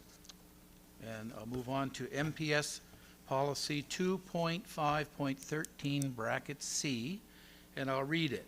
The site facilities are adequately buffered and or separated from residential dwellings to mitigate negative impacts associated with noise, light, and other visual impacts. I would like to mention the noise is associated with the campground. Given the expected intense use of this campground, there will be noise coming from various sources. Obviously, there will be outdoor campfires with lots of socializing happening. Some campers often play loud music, and many bring dogs who can be noisy with their barking. Another concern is by allowing the majority of the road and parking spaces in the campground to be located within the 110-foot setback of these homes that abut the campground. The sound of vehicles coming and going day and night will be disruptive to these homes. Finally, it will be very annoying for close neighbors when vehicles turn to leave the campground shining bright headlights into the windows of their homes. It should be noted that this development agreement, that there is no mention of a vegetative buffer zone or wall to mitigate these problems, especially the driveway that is very close to the back line of these properties. So in summary, I'll be voting against this development agreement. I feel the road and the campground and the glamping domes are located too close to the properties that abut the campground. I would like to thank my colleagues for listening to this presentation. Thank you. Thank you, Councillor Allen. Councillor Lutz. Thank you, Mayor. I just wanted to actually echo some comments you made earlier in the public hearing regarding the respectful nature at which the community of Gaspereau has expressed their feelings on this, and the respectful way everyone's interacted around this application has been refreshing and wonderful to see. And I will, similarly to Councillor Allen, be voting against this development agreement for a couple different reasons. I am very compelled by the argument that this development agreement doesn't fit the character of the community of the Gaspereau Valley. Some may know I have a master's in social and political thought, and I studied the planning strategies of the municipality. I'm not a planner, but I do remember in some of my early research reading about the nature of the Gaspereau Valley being an impetus to actually protect farmland and protect farming communities and culture and heritage of those places. So I really feel strongly that the community of Gaspereau is one of those very unique places, not just in Kings County, but in Nova Scotia, similar to Grand Pré, which has inherent value and characteristics as it is currently. And I do believe that this type of development does not fit the characteristics of the community, and feel pretty strongly that some work would need to be done on such an application before I could support it to bring it more in line, I think, with what the community is asking. But just in general, to have a campground like this in the middle of the community and it's such an open place, to me doesn't seem to match for many of the reasons already mentioned here tonight. So I'll leave it at that, and thank you very much. Thank you, Councillor Lutz. Councillor Best. Thank you, Mayor. The public has spoke tonight, and they're not in favor of it. I'm going to go with the public, and I just listened to our colleague, Mr. Allen over there, and he's definitely not in favor of it. I think we have to listen to the public at this time, and I will be voting against it. Thank you. Thank you, Councillor Best. Councillor McPherson. Thank you, Mr. Mayor. Through you, if you'll indulge me for just a personal story to begin with. My grandmother was born and raised in Cape Breton and spent her whole life there. For some reason, which I don't know, in the 1950s, she went to the Gaspereau Valley. And for the next 42 years, all she could talk about was how beautiful the Gaspereau Valley is. And that's always remained with me. You're a tourist destination, whether you like it or not. The Gaspereau Valley is beautiful. You have wineries, you have a tremendous river, and a beautiful, picturesque area. You're a tourist destination. I'm not opposed to, at some point, having accommodations somewhere in the Gaspereau Valley that make sense and fit in within the culture of that area. I cannot support this proposal for a few reasons. One being the proximity to the river. Another being the potential high impact on agriculture concerns me.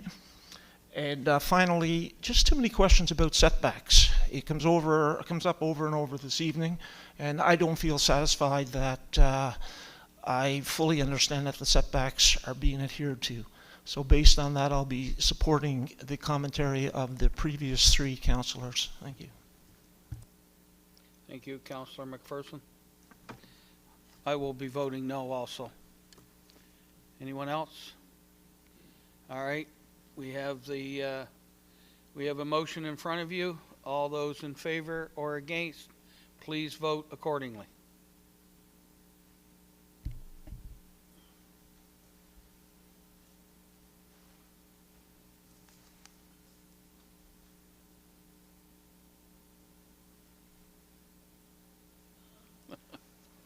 I guess that says it all. All right. All right, we'll move on to item 6C, an application to rezone 2716 Highway 1, PID 55134746, Aylesford, file 25-2. Councillor Lutz. Thank you, Mayor. The motion reads that Municipal Council gives second reading to the application to rezone 2716 Highway 1, PID 55134746, Aylesford, from the Central Business C2 zone to the Mixed Commercial Residential C3 zone, as described in Appendix C of the report dated September 9th, 2025. I so move. Okay, and we have a seconder. We have a second by Councillor Allen. I believe our Director of Planning, Director Javrick, has a comment, please. Thank you, Mr. Mayor. I can address that after you do this vote. Okay. All right. And I also have Clerk Yanni has a comment. Thank you, Mr. Mayor. That was about the same issue that Okay. Director can We will address. come back to you after this vote. Okay. We're voting on the Aylesford application now. All those in favor or against, please vote accordingly.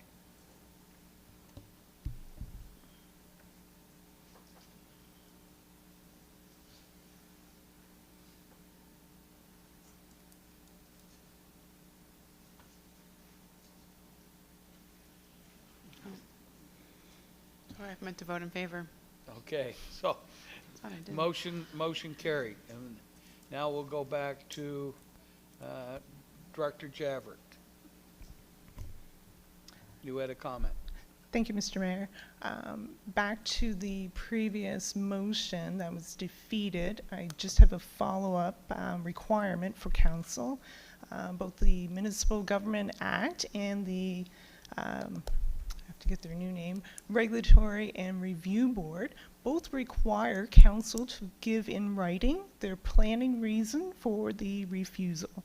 So the clerk does have a motion that is partially written for you, but you'll need to fill in the reason. Okay. So with permission of council, can we go back to item 6B so that we can do another motion that the clerk has prepared for us? So, everybody okay with that? All right. All right. Yanni, you have something prepared for us? And it says that, and so this would be 6B, in accordance with Section 230 of the Municipal Act, Municipal Council wishes to advise that the refusal of the application to enter into a development agreement to permit a tourist commercial use, PID 55224067 on the Greenfield Road, Gaspereau, was due to. Thank you, Mr. Mayor. That is at the direction of council. I don't know. Due to direction of council. That sounds good. No, sorry. What? It is. No? It is up to council what it wishes to state as the reason for the refusal of this development agreement. I don't know if Director Javrick has more information on that, perhaps. Thank you. Through the mayor to all of council, the board has been very clear that council needs to be able to articulate why they would be going against planning recommendation when policy has been met. So we're looking for you to articulate how you got to that now, based on a planning I think policy. I'll go to our chair of the planning. Do you have something that you would like to add to that? I mean, not a planner, so I don't know how, but just to sum up the response from council this evening, building directly off Councillor Allen's comments, I would say due to incompatibility with surrounding community, usage of agricultural land, and community opposition. Sounds good. Anyone? That sounds good. Thank you, Councillor Lutz. Do you have that, Yanni? Only partly?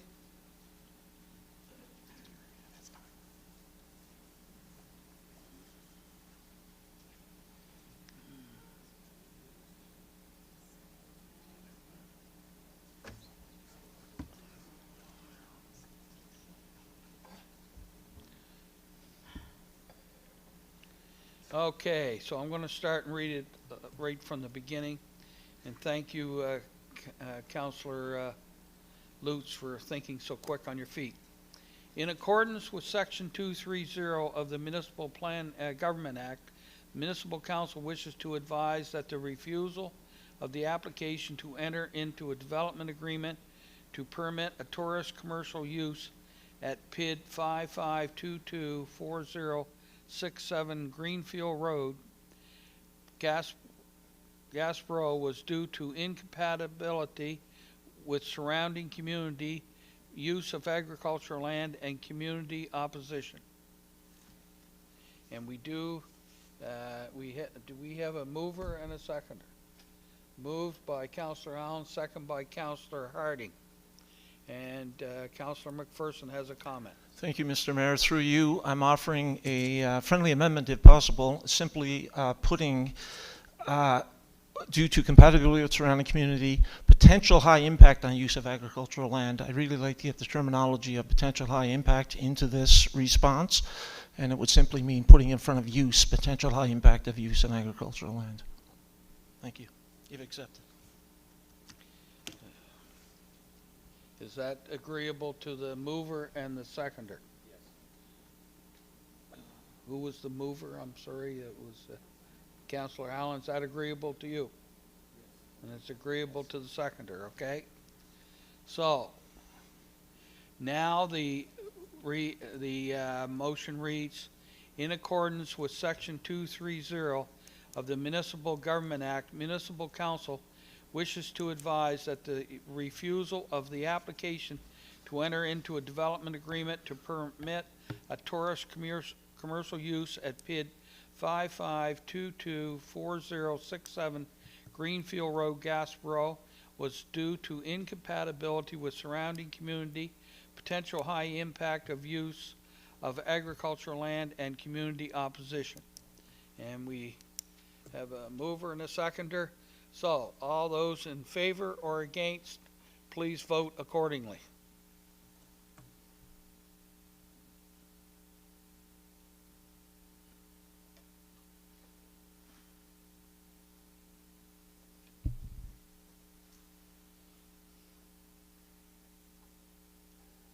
Okay, motion carried.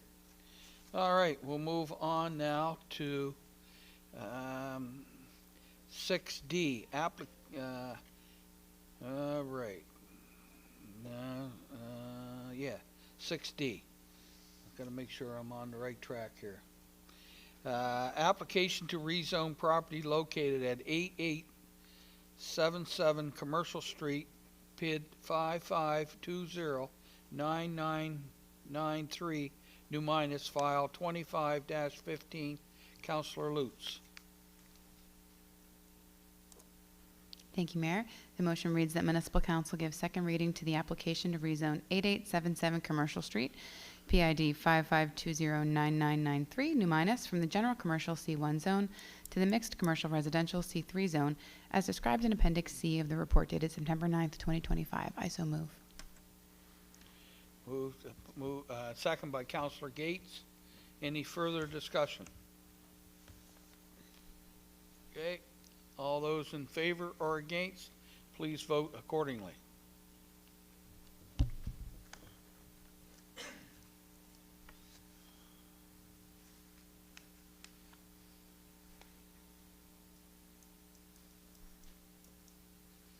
Motion carried. Okay, we'll move on then to item 6E. adoption of subdivision bylaw. Did I? Nope, Yeah, you're good. okay. Adoption of subdivision bylaw 114 and replacement municipal service systems, specifications, manual, first reading. Thank you, Mayor. Councillor Lutz. Thank you. So unlike the first four, which were dealt with in the public hearing, this one is to call a public hearing and is a first reading. So the motion reads that Municipal Council give first reading to and hold a public hearing regarding the adoption of Bylaw 114, Subdivision Bylaw, and the 2025 Municipal Service Systems Specification Manual, as posted on the municipal website as file 25-99, and the links to both the bylaw and the manual are included in the package. I so move. Second by Councillor Sappington. Any further discussion? Okay, all those in favor, please vote for or against accordingly.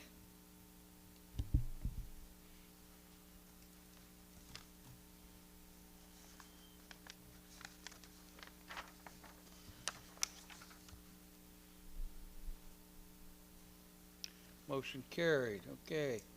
Thank you, Councillor Lutz. And your next public hearing is?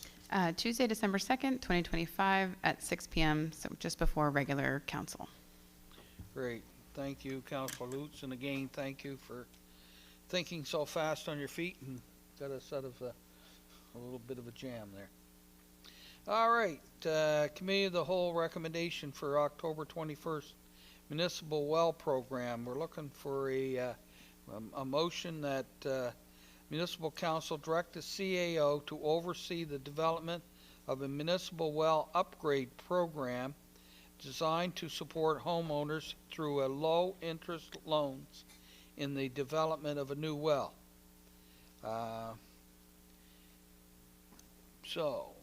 Do we have a mover and a seconder? Moved by Councillor McPherson, second by Councillor Harding. Any further discussion? Okay, all those in favor or against, please vote accordingly.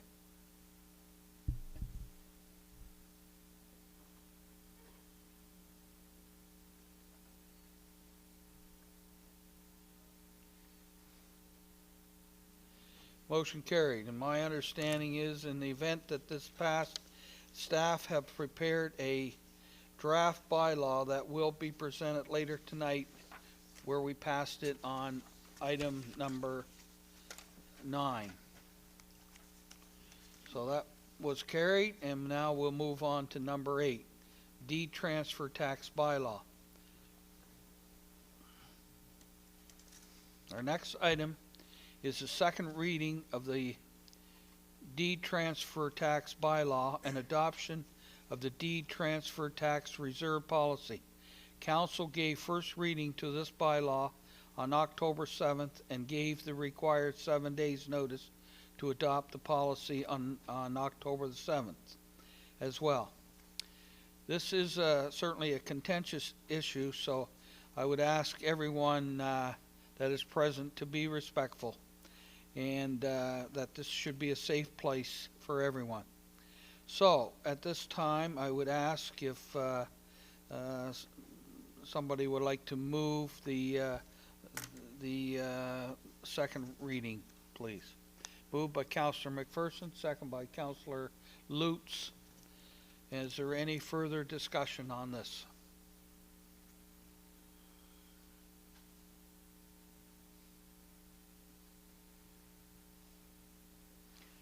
Okay. Councillor McPherson. Thank you, Mr. Mayor. Through you, this is a significant decision that council will have to make, and I think the public warrants to hear some expression again for the final reading from councillors. Therefore, I will do so. I've received lots of written and verbal feedback on this potential deed transfer tax for quite some time now, and in particular since our last meeting, some in favor and some opposed. I continue to support the proposal for a number of readings that I'll briefly mention now. A recent asset management study clearly indicates current and future needs for infrastructure renewal. They will go beyond the evident needs for water and sewer that we think of most. Costs for policing, education, King's Transit, Valley Waste, etc. continue to increase. Citizens of Kings County want amenities such as sidewalks, parks, recreation facilities, community-based programs for children, adolescents, and retired individuals. It all costs money. We need an aquatic recreation wellness facility. 2 recent needs assessments have clearly shown a need for this type of facility in Kings County. Once Acadia University decided to shut down their pool, this need became more immediate. We need it for health, for fitness, and most importantly, for safety reasons. Increased revenues through a D-transfer tax will result in savings of millions of dollars in debt management. This money can be put to better use as opposed to servicing debt management. The implementation of a D-transfer tax in 48 other municipalities in Nova Scotia, plus several municipalities across Canada, have not shown a decrease in housing sales or bills. In fact, families are valuing amenities, in particular for children and seniors. Good schools, recreation opportunities, housing, sidewalks, and quality of life are what attract people. Finally, we are living in a time when affordability is an issue. Many residents are struggling. We cannot entertain a general increase in taxes. People on fixed incomes, young families, senior citizens, and the population in general cannot face higher taxes. However, prices go up. Infrastructure needs renewal and replacement, and citizens demand amenities. Therefore, difficult decisions must be made, and I believe firmly that the answer is through a D-transfer tax. Thank you. Thank you. Councillor Best. Thank you, Mr. Mayor. I got a question to our CEO. I had a lot of conversations with our CEO, and he always talks about sewer, sewer, sewer. This D-transfer goes through, what percentage will go to sewer and what percentage to this new rec facility? That's my first question.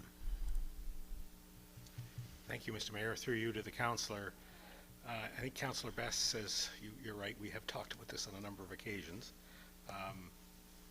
I would say that particularly with water and sewer, many of the projects that we're talking about are at the pre-design stage.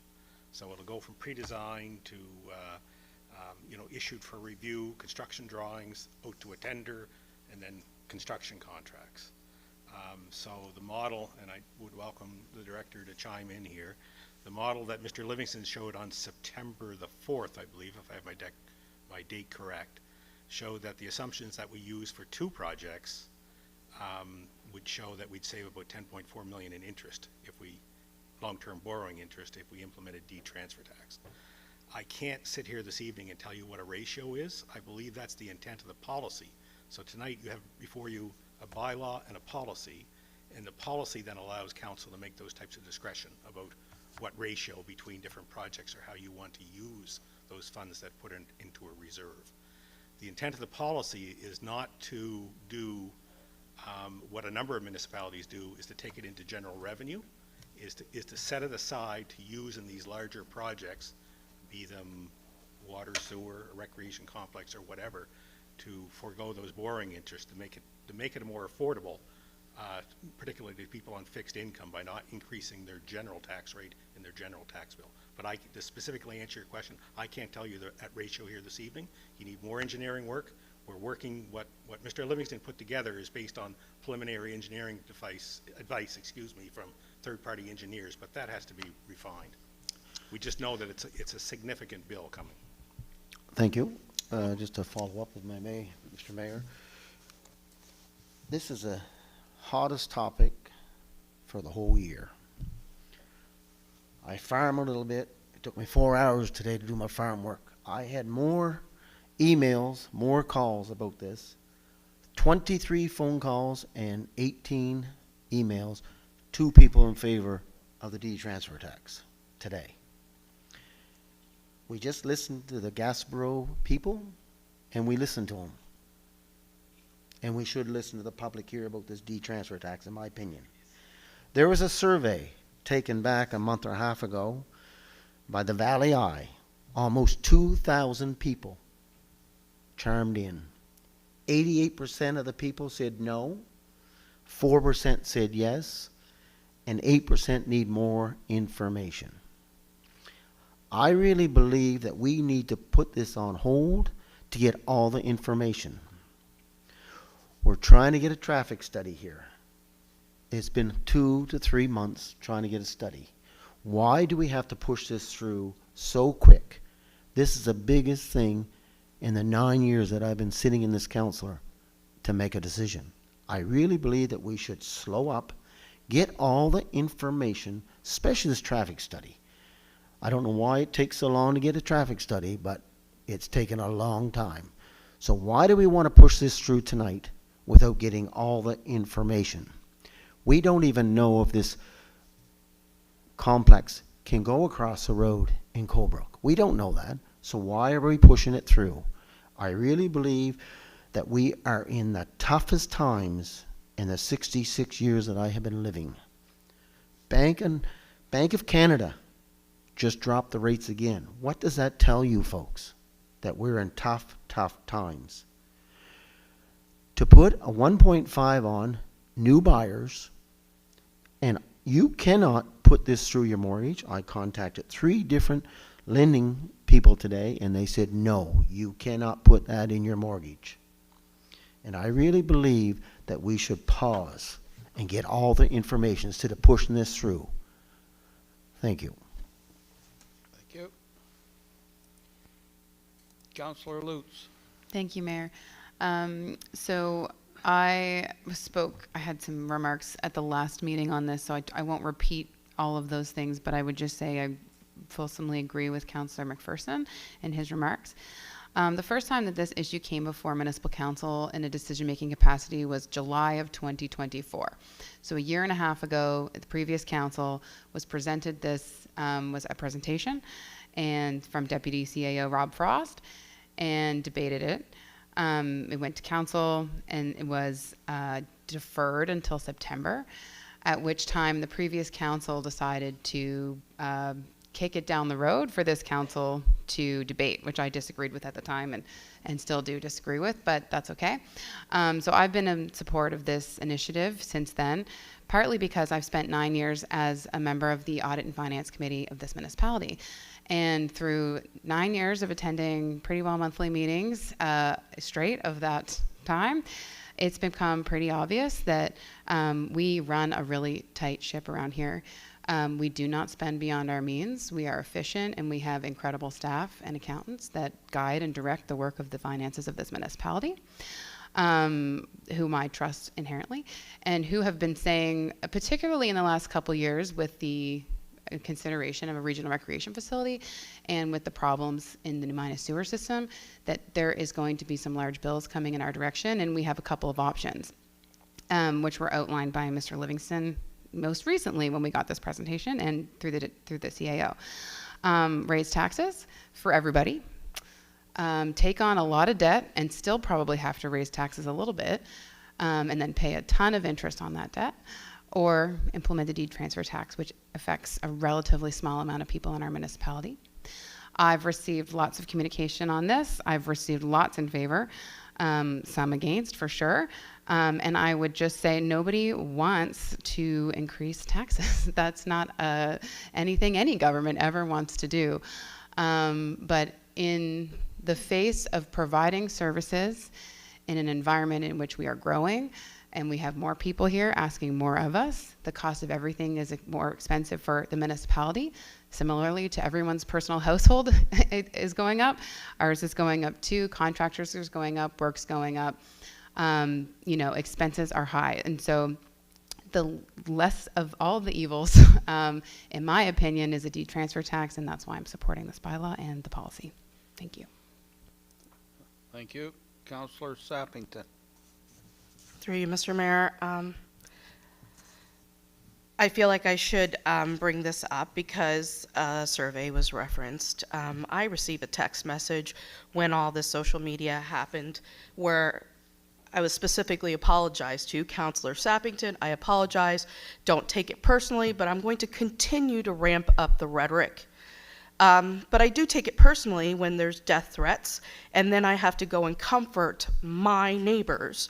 When you throw out that the county is going to raise taxes and cause fear amongst our community, and then I go and have to let my residents know that I am actually trying to avoid raising their residential property tax and avoid raising their sewer rates, and that is what I'm doing by supporting a deed transfer tax.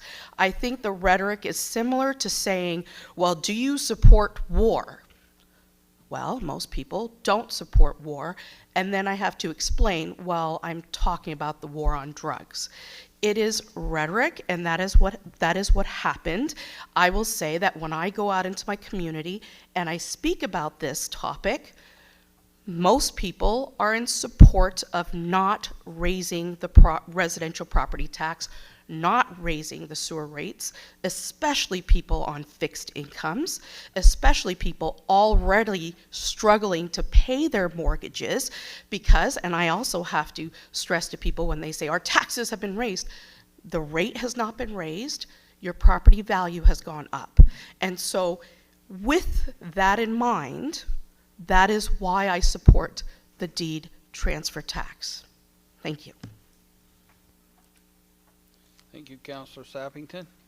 Is any other member of council that hasn't spoke yet like to? Councillor Gates.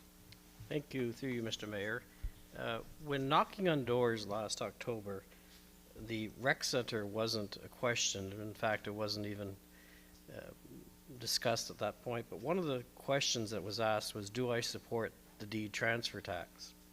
It was the most common question that I received, and most people said that they weren't in favor of it, and I agreed with them, and for that reason I will be voting no against the deed transfer tax. Thank you. Councillor Allen. Thank you. First, I would like to say that I totally agree with Councillor Everett McPherson's comments about the deed transfer tax. I see it as we either have a deed transfer tax or we'll be forced to raise the residential tax rate. And I see the deed transfer tax as the less of the two evils. So I'll be voting in favor of the deed transfer tax. Thank you. Thank you. Is there any other councillor that hasn't spoke yet wants to speak?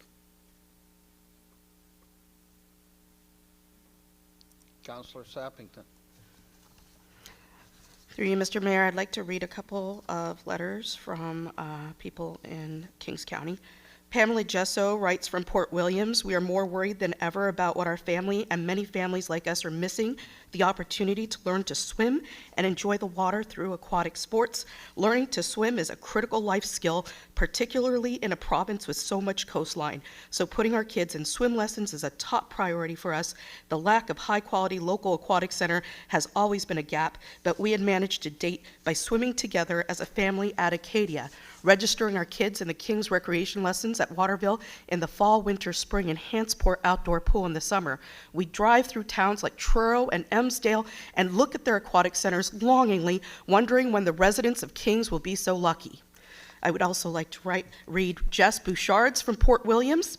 As a resident of District 2, I support this tax because it protects current homeowners from annual tax increases, brings Kings County in line with all other Nova Scotia municipalities, saves $10 million in borrowing costs, makes critical infrastructure projects feasible, can build a $48 million reserve fund for future projects and needs.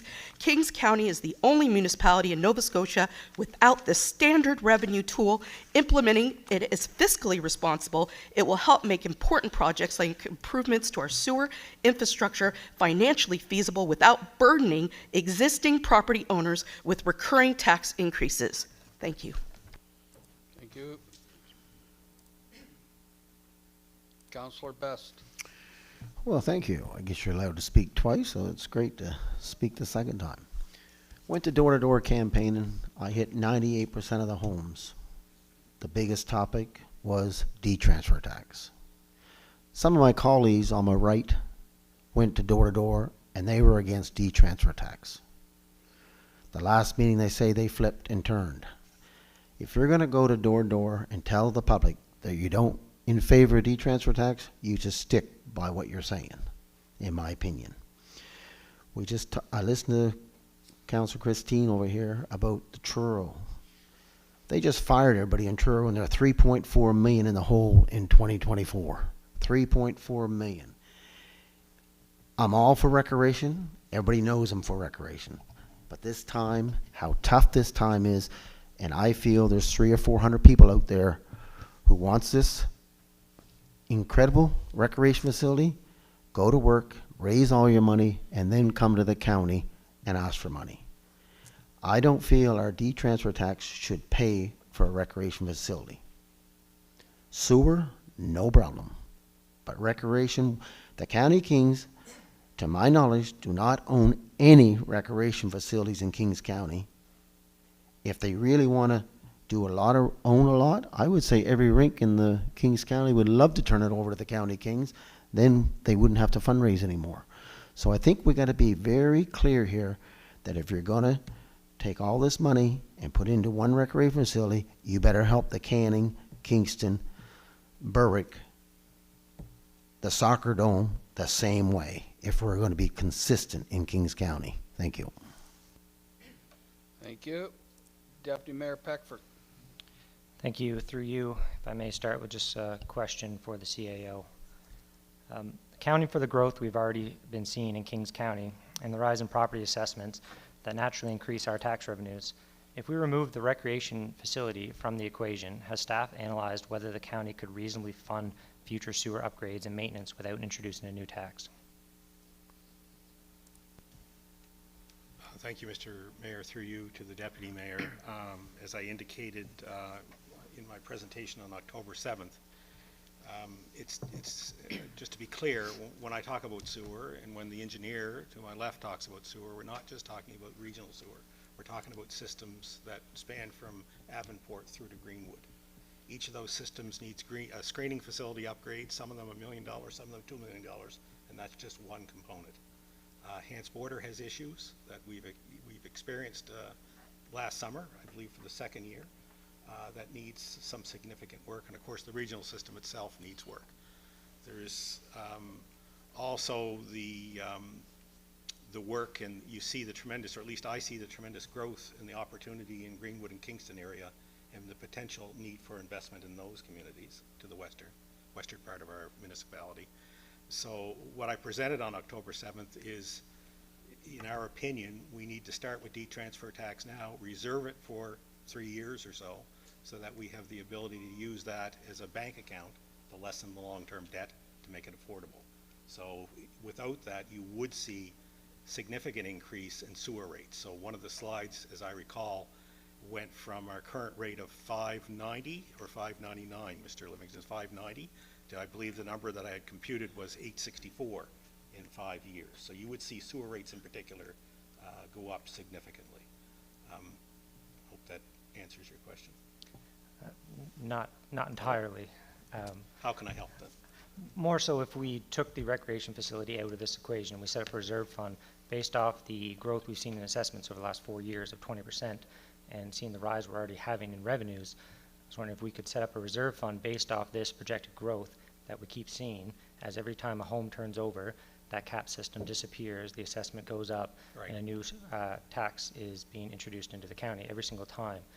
If we took out the rec facility from this equation and just use the projected growth we're seeing already in this county, could we potentially have reserve enough to meet these growing needs for the sewer systems?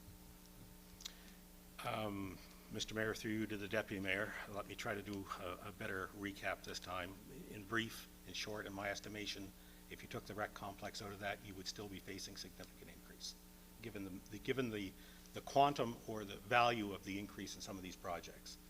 We're the present council and staff, if I could lump us together for a second, a bit of unfortunate timing where most of our infrastructure is 25 years plus, at a time when there's also a need to expand lines. So there's expansion for potential growth, and then there's fixing what we have in the ground now. I would also put on the table that, so to answer your question, there would be increases, as I said, $5.90 to $8.64 for sewer under one model that we ran.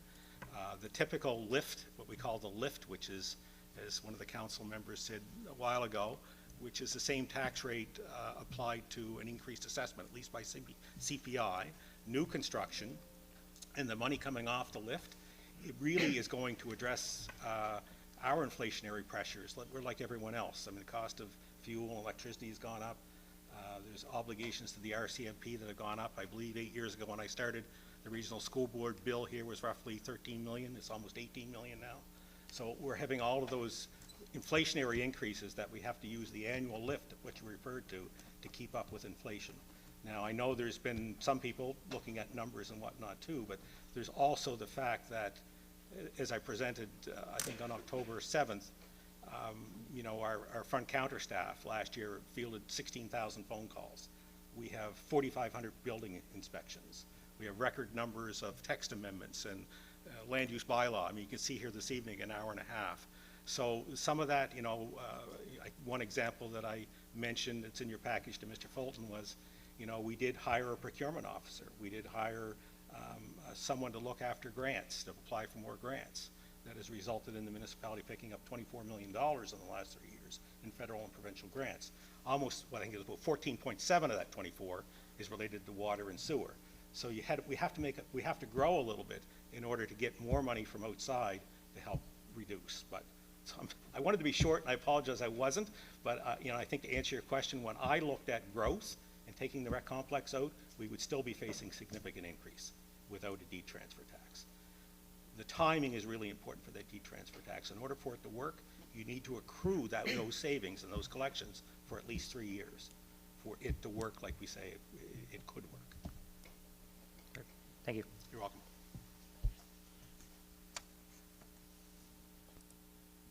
Councillor Harding. Through you, Mr. Mayor. When I run this time, one of the big things at the door was taxes, and you know, I don't want to pay tax any more than anybody else does. So that was my platform, no new taxes. So I'm good as my word. But the other thing that I'm facing, I understand, yes, sewers, we have all this stuff to fix, but, and I believe in the rec center. But I will not be voting for this deed transfer tax. I've heard from almost 100 people in the last month that are firmly against it. Only a few that were for it. It's a hard decision, but I'm good as my word, and I'm going to stick to it. Thank you.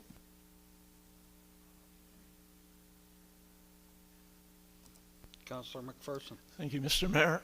Excuse me. Through you, I'd like to address a couple of points that have been brought up around the table. I'm currently the chair of the Audit and Finance Committee, so I have the privilege of being able to view and monitor expenditures and revenues on a semi-regular basis. I continue to hear about this windfall of tax money that has come the way of the municipality over the last number of years. And it's a fallacy that I want to correct once again. Yes, there have been increased assessments. Yes, there is more money coming into the municipality. But the reality is that the CPI, or Consumer Price Index, has increased beyond that total of revenues. And we're paying more money now for services than the extra tax money that is coming in due to increased assessments. So it is a myth. It's a fallacy that all of a sudden we're swimming in this extra tax income. It's simply not true. We're actually spending more money now, and per capita, we are in a more restrictive financial situation today than we were 3 years ago. So I want to clarify that immediately. The second point I want to make is around responsible representation. So I keep hearing as a criticism the fact that maybe a few people over time have changed their mind about this deed transfer tax. And for me, it's coming across as, wow, what a weakness, you change your mind. I see it completely different. Congratulations, you change your mind. For me, it's a sign of intelligence. What it shows me is that you're able to collect information, process information, and then make a decision. At times at this council, I listen to other councillors who give their perspective on something. And I say, oh, click. That makes sense. I never thought of it that way. And I changed my mind. Good for me. It's not a weakness. It's a sign of intelligence and responsible representation. We need to have the courage to make tough decisions for what's best for the citizens of Kings County. And that's what I encourage you to do this evening. Thank you. Thank you. I haven't had a chance to speak yet, so I will make my comments. I will be voting in support of this. But I want to start out by saying I'm quite disappointed that one councillor has decided to inappropriately attack other councillors for how they campaigned and how they voted. I respect how you campaigned. I respect how you're going to vote. But I don't think it's appropriate for you to attack me because, yes, I've been called a hypocrite. I campaigned against deed transfer tax. But I'm going to tell you why I've changed my mind. Once I got here, I found that the reserves were lower than what they were. I found out that the sewer system needs huge upgrades.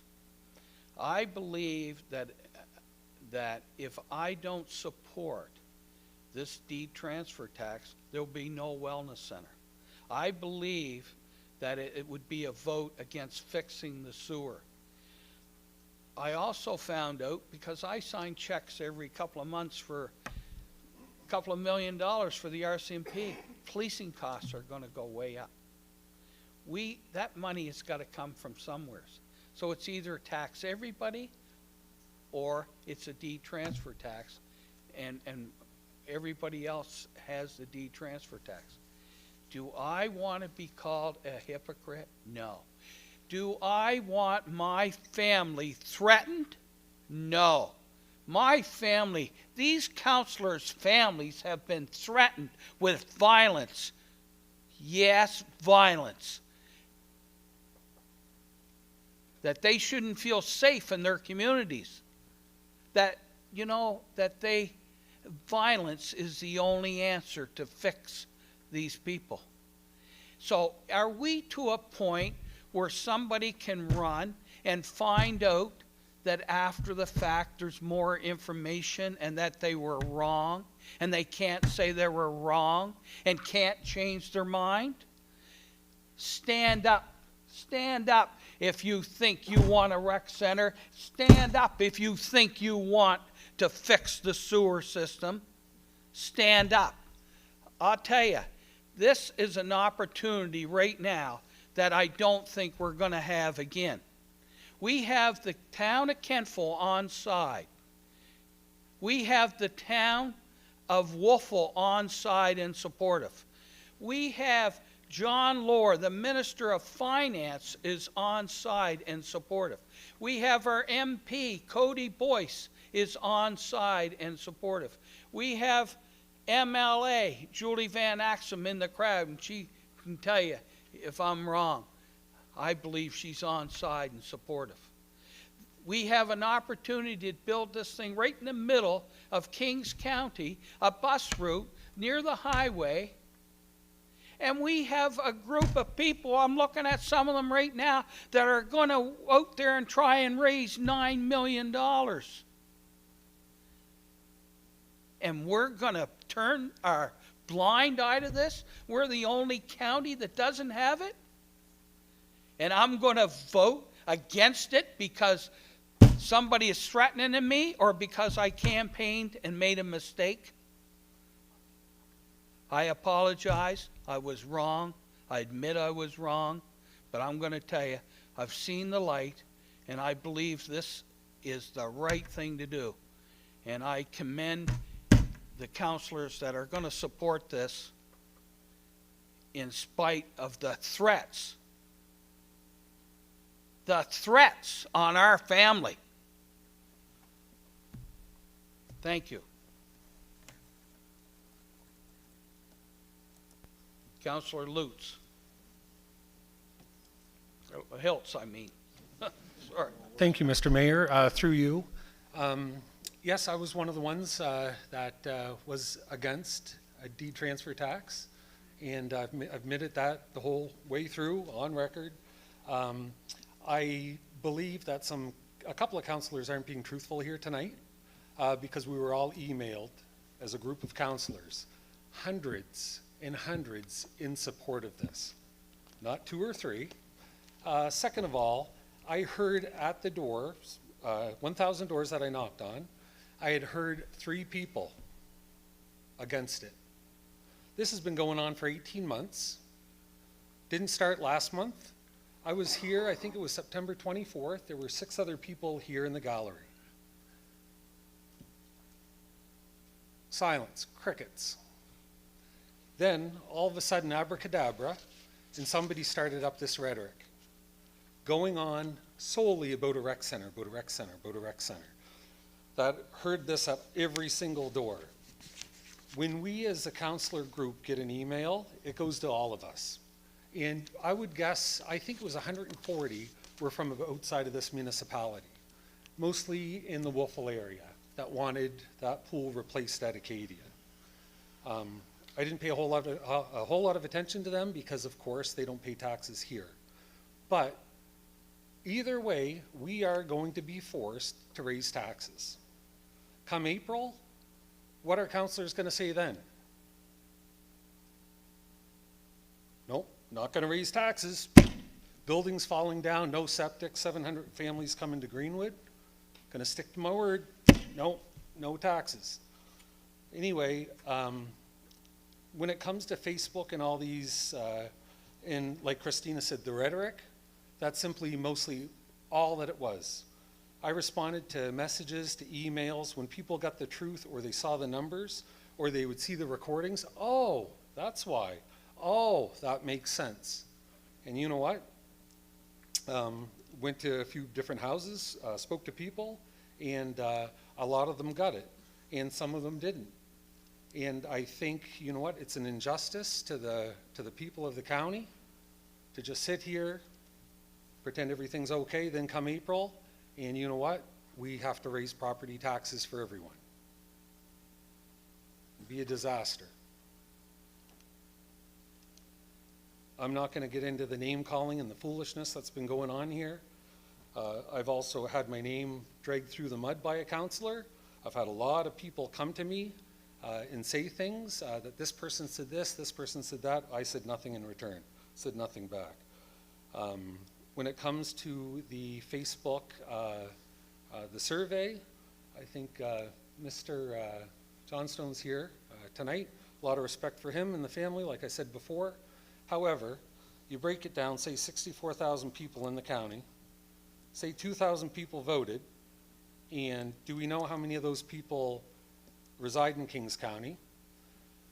And on the heading, of course, sort of like Councillor Soppington said, you know, when it comes to war, right? When you read property tax increase, like happenings of Morden, I think it said, right there, people are going to subconsciously have their mind made up. And you know what? Like I said, a lot of those people came back, asked me questions. I gave them the time, gave them the answers, and they understood. I heard this from 3 doors out of 1,000 about the deed transfer tax. That was it. I heard more about the Waterville Airport being sold than I did the deed transfer tax. 50-some doors. Anyway, moot point, that's in the past. I will be voting in favor of this, and that's all I have. Thank you. Thank you.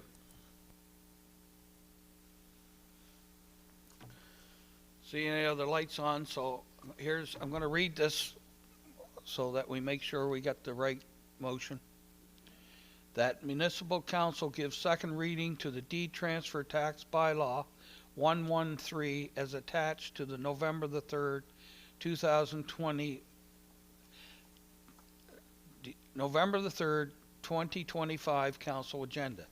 And I believe it was moved by Councillor McPherson, second by Councillor Lutz.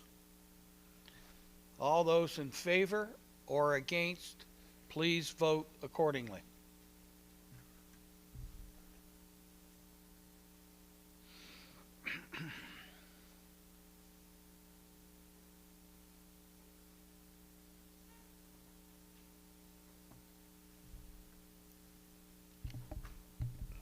My light didn't go on.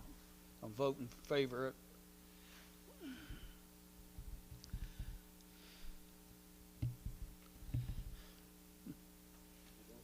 As I stated before, my vote, I was voting in favor. Motion carried.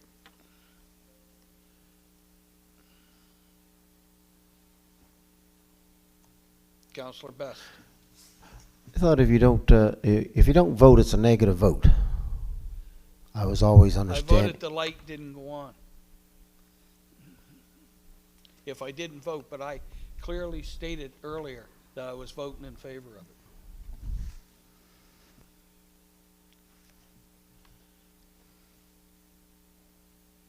So, motion carried. We'll move on.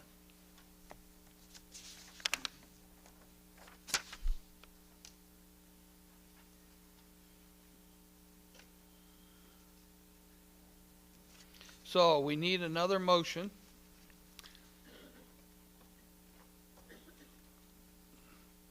That municipal council adopt policy FIN-05-029 deed transfer tax reserve as attached to the November the 3rd 2025 council agenda. All those in favor or against, please vote accordingly. What? Oh, okay, yeah. Moved by Councillor Sappington, second by Councillor Lutz.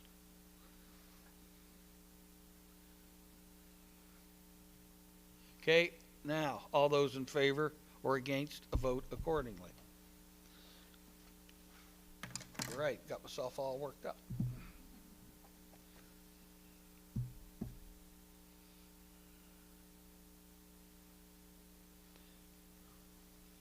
Okay, motion carried.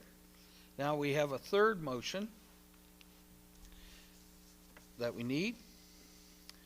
That municipal council request the Minister of Municipal Affairs to agree that the Registrar of Deeds is to be the municipality's agent and collector of the deed transfer tax for the municipality.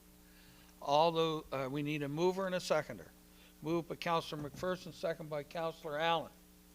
All those in favor or against, please vote accordingly.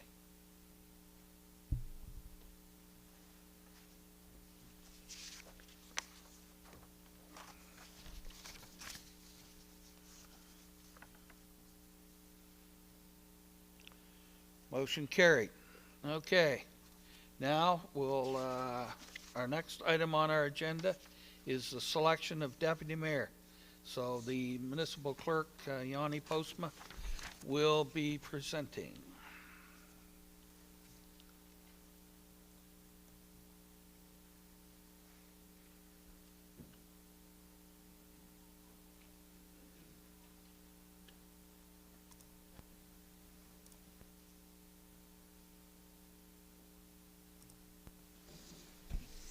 Thank you, Mayor, and good evening, Council. I will be providing a brief presentation on the selection of Deputy Mayor.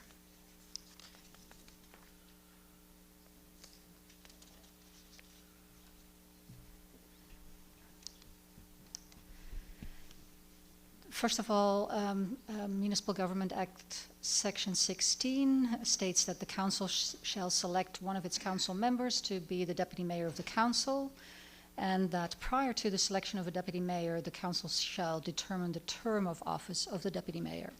So last year, on November the 5th, council set the term for the deputy mayor for 1 year, and that's why we're here tonight for a new election to be held. There's also information in our Meetings and Procedure Bylaw 64 on the selection of a deputy mayor. It states that the council shall elect a deputy mayor at the first meeting after the election of council, so we did that last year. That the election of the deputy mayor shall be by ballot, and where only one person is nominated and nominations have been closed by resolution, the chair shall declare that person elected to the office by acclamation. So that's if there's only one nominee. If there is more than one person who is nominated and no nominee receives on the first ballot a majority of the votes, the name of the nominee who receives the least number of votes shall be dropped from the ballot, and then council votes again. So it could be that there's only one vote, but if there is no majority, then there would be another vote. If a majority of the councillors are unable to agree upon the choice of a deputy mayor, so even on that second vote, if there is still no majority, there shall be one additional vote. And if the vote is still tied after the third vote, the clerk shall determine the deputy mayor from the two leading candidates by lot, as provided in the Municipal Elections Act. So at that point, it will be a question of drawing a name from the two leading candidates. So the process tonight, just as a recap, first of all, council needs to determine the term of office by motion. The mayor will then call for nominations. The nominees will then be asked to accept or decline the nomination, and I should state that councillors can nominate other councillors, or they can nominate themselves. The mayor at that point will call 3 times for further nominations. If there are no further nominations, there will be a motion to close nominations and to have an election.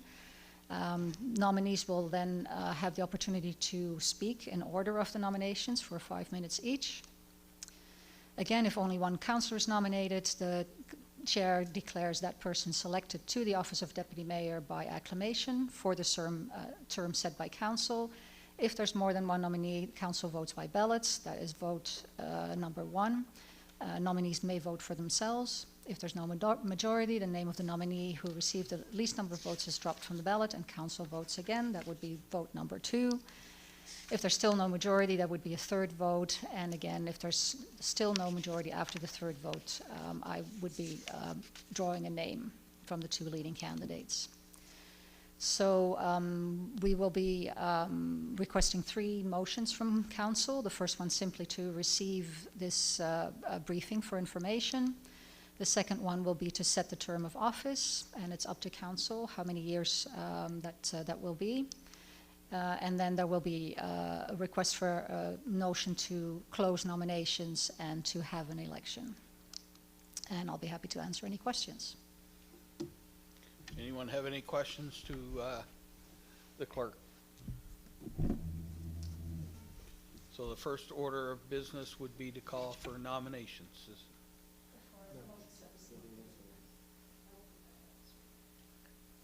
Okay.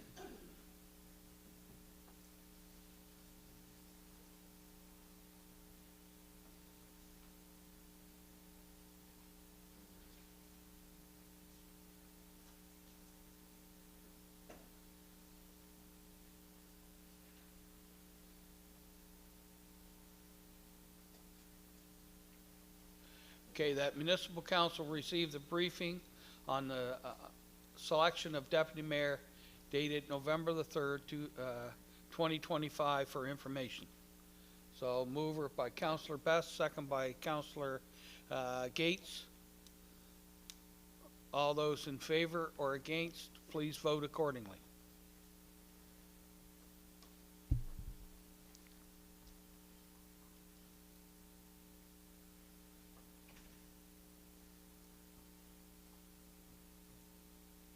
Motion carried. That municipal council set the term of office for the deputy mayor for 1 year. Councillor Best. Can I speak on it? We have to have a mover, mover first? And a seconder first. Yeah. Do we have a mover? Moved by Deputy Mayor Peckford, second by Councillor Harding. And just a second, I think the clerk wants to say something. Thank you, Mr. Mayor. I should note that even though this motion's up on the screen, it's up to council whether they want to set the term for 1 year, 2 years, or 3 years. It says 1 year, but it could be changed if you want to change it. Okay, so it was moved by who moved it? I seconded. You seconded and Riley. Deputy Mayor Peckford. Okay, so right now, as it stands, it would be 1 year. Councillor Best wants to speak on that. Thank you. Yes, I think a 1 year, I thought we agreed on that last year, that it's everyone's going to be a 1 year, so it gives 4 different councils a chance to be a deputy. I think we voted on that last year, so it's a one-year deal for the next, every year. Thank you. I think you need to be corrected. I think we have to vote on it every year. I think we have to vote on it every year. Councillor McPherson. Through you, Mr. Mayor, I support Mr. Best in the fact that the benefit of having one-year terms is that 4 different people get to display their leadership qualities during a term. No argument there, but I think we have to vote on it. Yeah. Okay, any further discussion? That's going to be for a one-year term. Okay, all those in favor or against, please vote accordingly.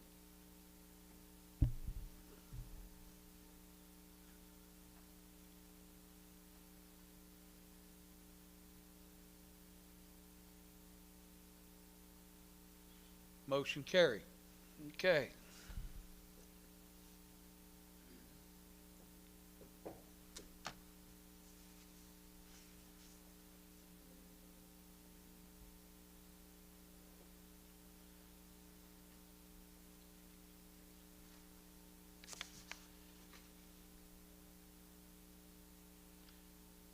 Do you have another one there, Yanni, coming up? Okay, do we have any nominations, please? Councillor Allen. Thank you, Mayor. I would like to nominate Councillor Everett McPherson for Deputy Mayor. Okay. Councillor McPherson, will you accept if you're nominated? Yes, thank you. Okay, thank you. Councillor Gates. Thank you. I'd like to nominate Councillor Jim Harding. Okay, Councillor Harding, will you accept where you've been nominated? Yes, I will. Thank you. Okay, all right. All right, is there any other nominations? Is there any other nominations? For the third and last time, is there any other nominations? So I guess we're going to have an election, and this is where I messed it up last time. You get 5 minutes to speak. So, all right. So, Yanni, do you have a coin toss so we can see who's going to get to speak first?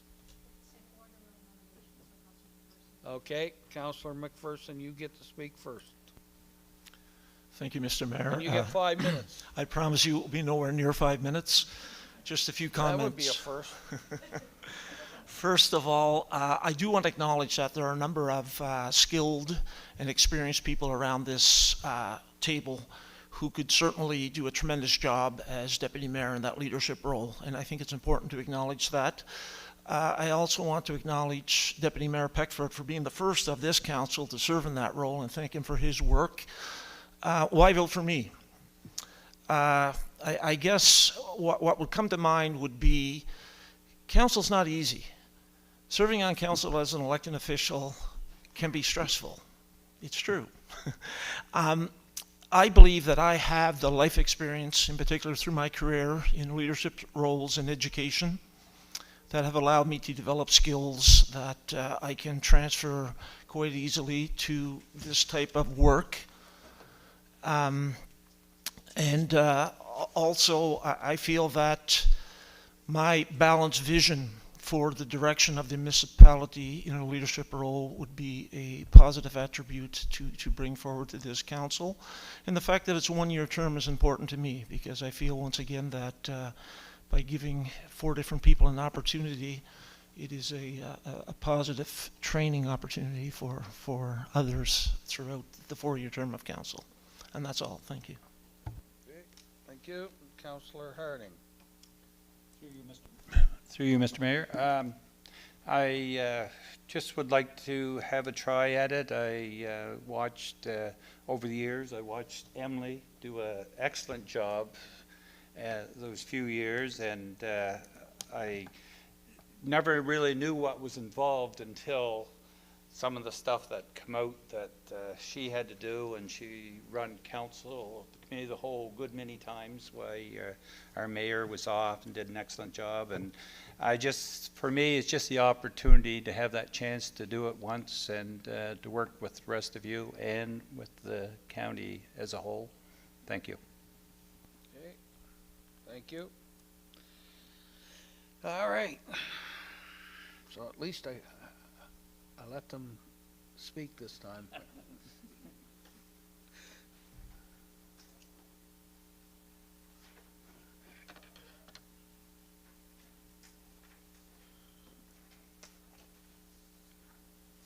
Thank you.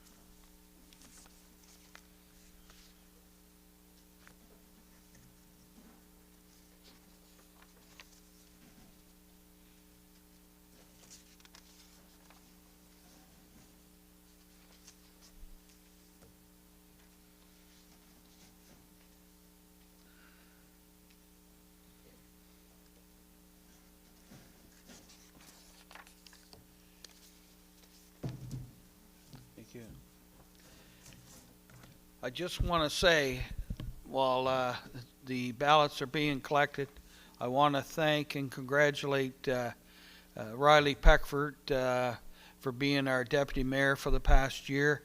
I think it's been a pleasure working with you, Riley. We never had an argument, so that's pretty good. And whichever one of you two guys get elected, I hope it stays that way.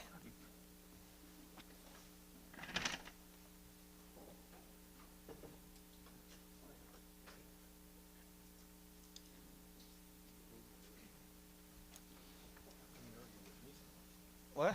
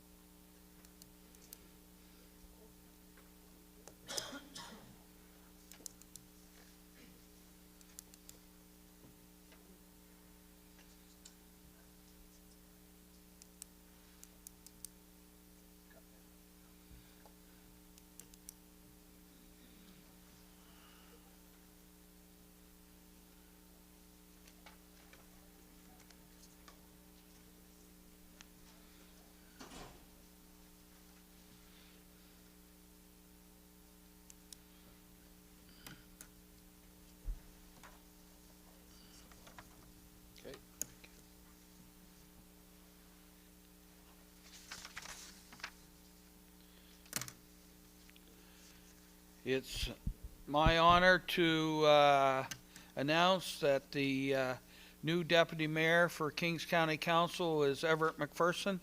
Congratulations, Everett, and thank you, Councillor Harding, for running.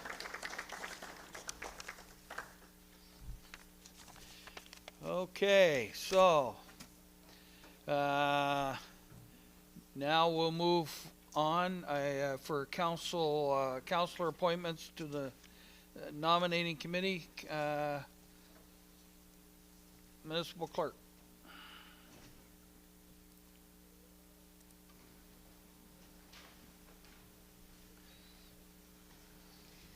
Thank you, Mr. Mayor. Another short presentation. This is relating to councillor appointments to the nominating committee.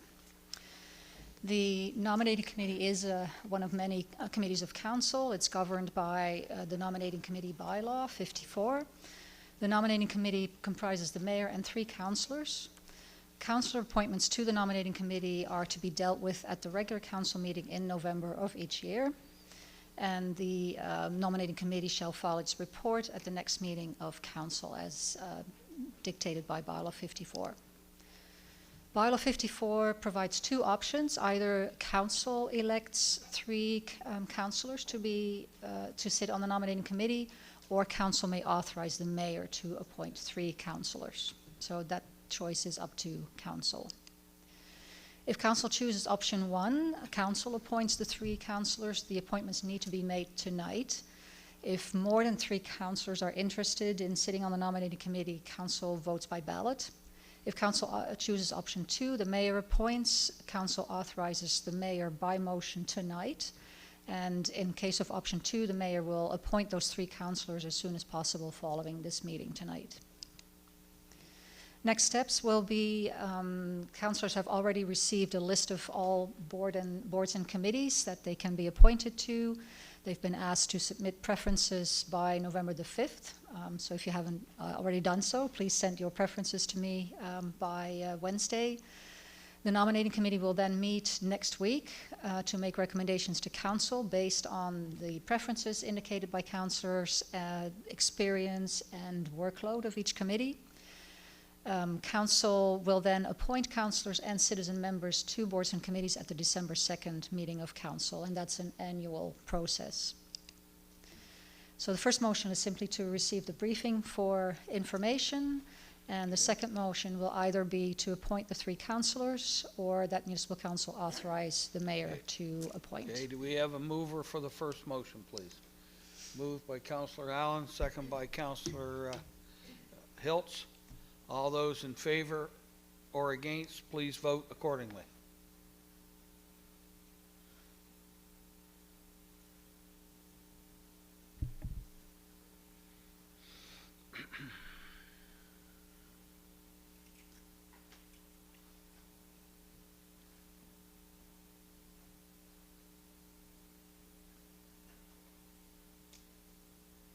Motion carried.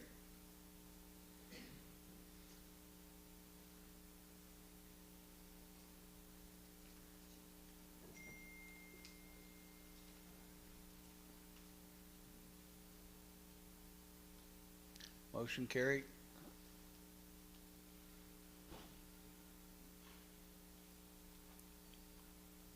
Council now whether you want to. Right, so do you have the Yes. motion? So, option 1 or option 2? Right. You need a mover?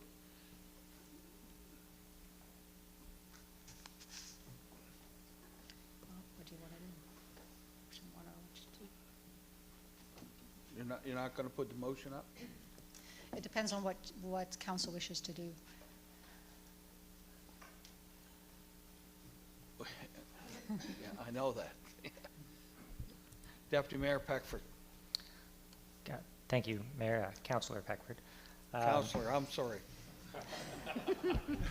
Take a while to get used to. He hasn't got sworn in yet, has he? Oh, you're right.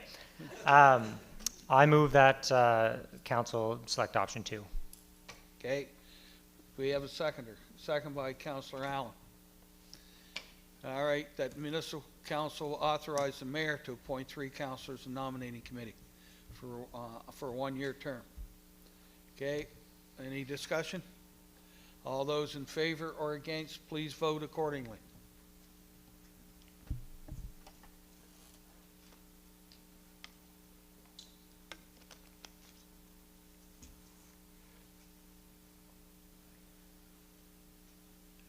Motion carried. Okay. All right. Moving right along here.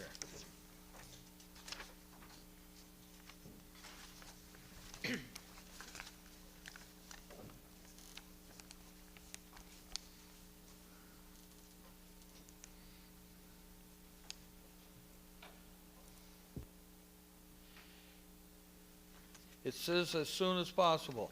So I'm going to remove any doubt about it. I think the previous nominating committee worked well. So,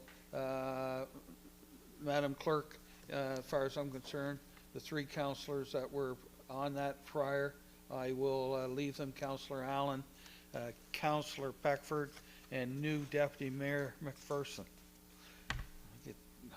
Take me a while to get used to that one. Oh, you got that right, Dougie. All right, number 9. Bylaw respecting charges for improvement of water supply. First reading, Mr. Terry Brown. I guess we got something else too on number 9, don't we?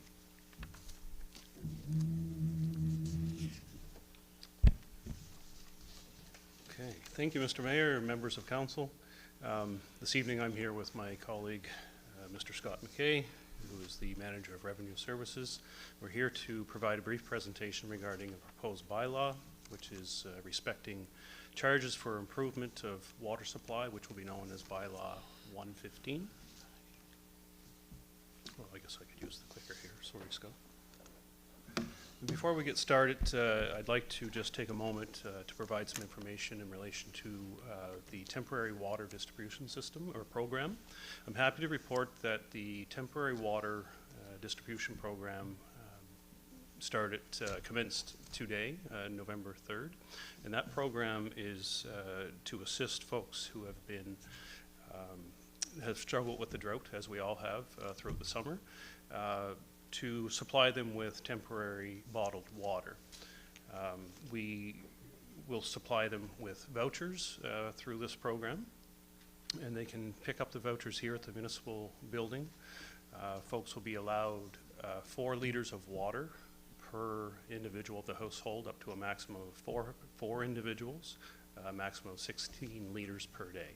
So once they they register with us here at the municipality, they'll be provided with vouchers, and they can pick up the water at locations in Minas, Sobeys, as well as the Superstore. We're also currently making arrangements for the western end grocery stores for Sobeys and the Superstore, so folks can attend there and supply their vouchers and receive the water. The water program will be put in place until at least November 30th, at which time we will reassess and determine whether or not we'll extend the program or be able to terminate it at that point in time. Every 15 days, this is also, we are supplying this with, in conjunction with the province of Nova Scotia. We'll be invoiced as a municipality from those grocery stores that are participating, and we'll submit the invoice through to the province and be reimbursed for the cost of the water.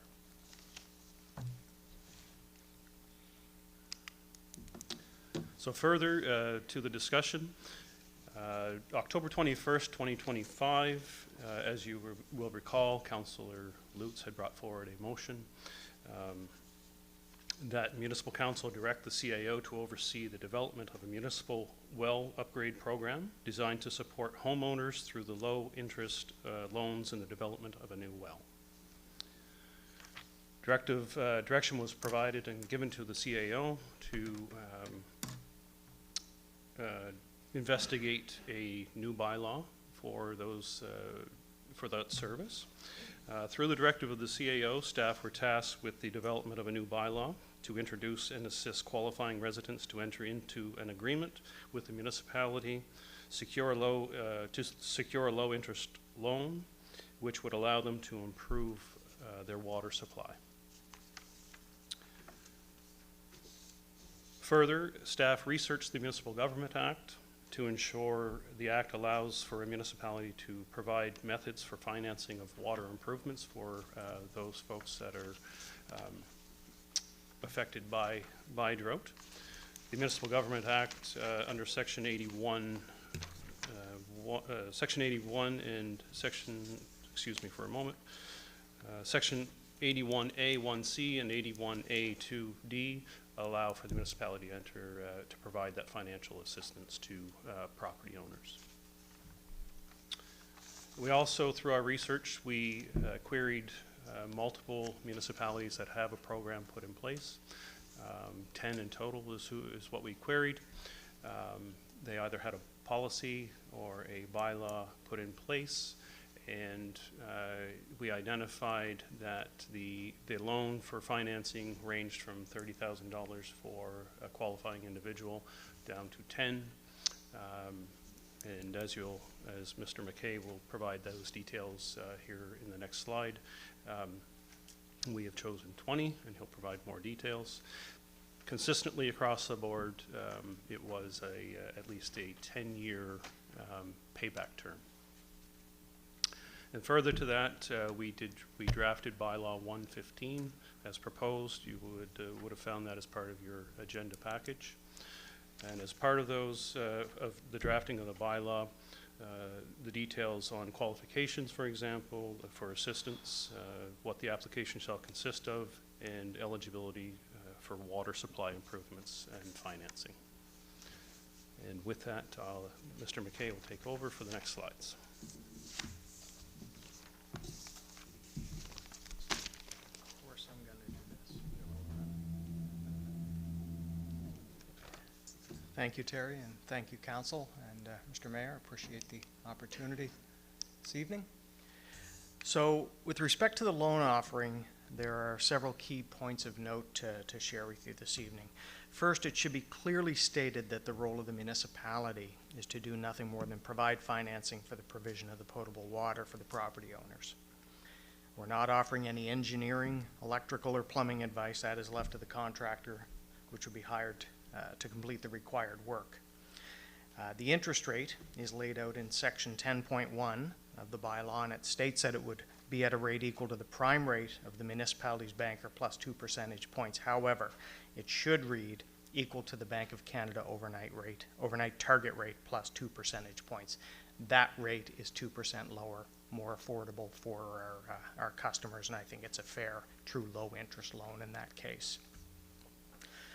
So the amount to be loaned to qualifying individuals would be the lesser of $20,000, or the actual cost of the provision and installation of the water supply improvement, less any funding from a third party, including other levels of government, or 75% of the assessed value of the property. So it's whichever is the lesser of those three items. The maximum term of the loan will be 10 years. That is consistent province-wide, as Terry had mentioned. Payment from the municipality shall be made directly to the individual or company charged to complete the work on behalf of the property owner, and not to the property owner. And much like our capital loans that we have now, that we currently provide for connections to municipal water system, these loans are fully lienable against the property, and in the event of default, the full balance would be transferred to the tax account and become immediately due and payable. So let's hope that doesn't occur. So funding for these loans for the current year shall come from operating reserves. And for future years, it has been determined that program funding will be part of the annual budget for council, that discussion. So it'll be set up in advance to know what we've got set aside for it. So with that, there's a recommendation for you, council, that municipal council give first reading to the bylaw respecting charges for the improvement of water supply, bylaw 115, as attached to the November 3rd, 2025 request for decision.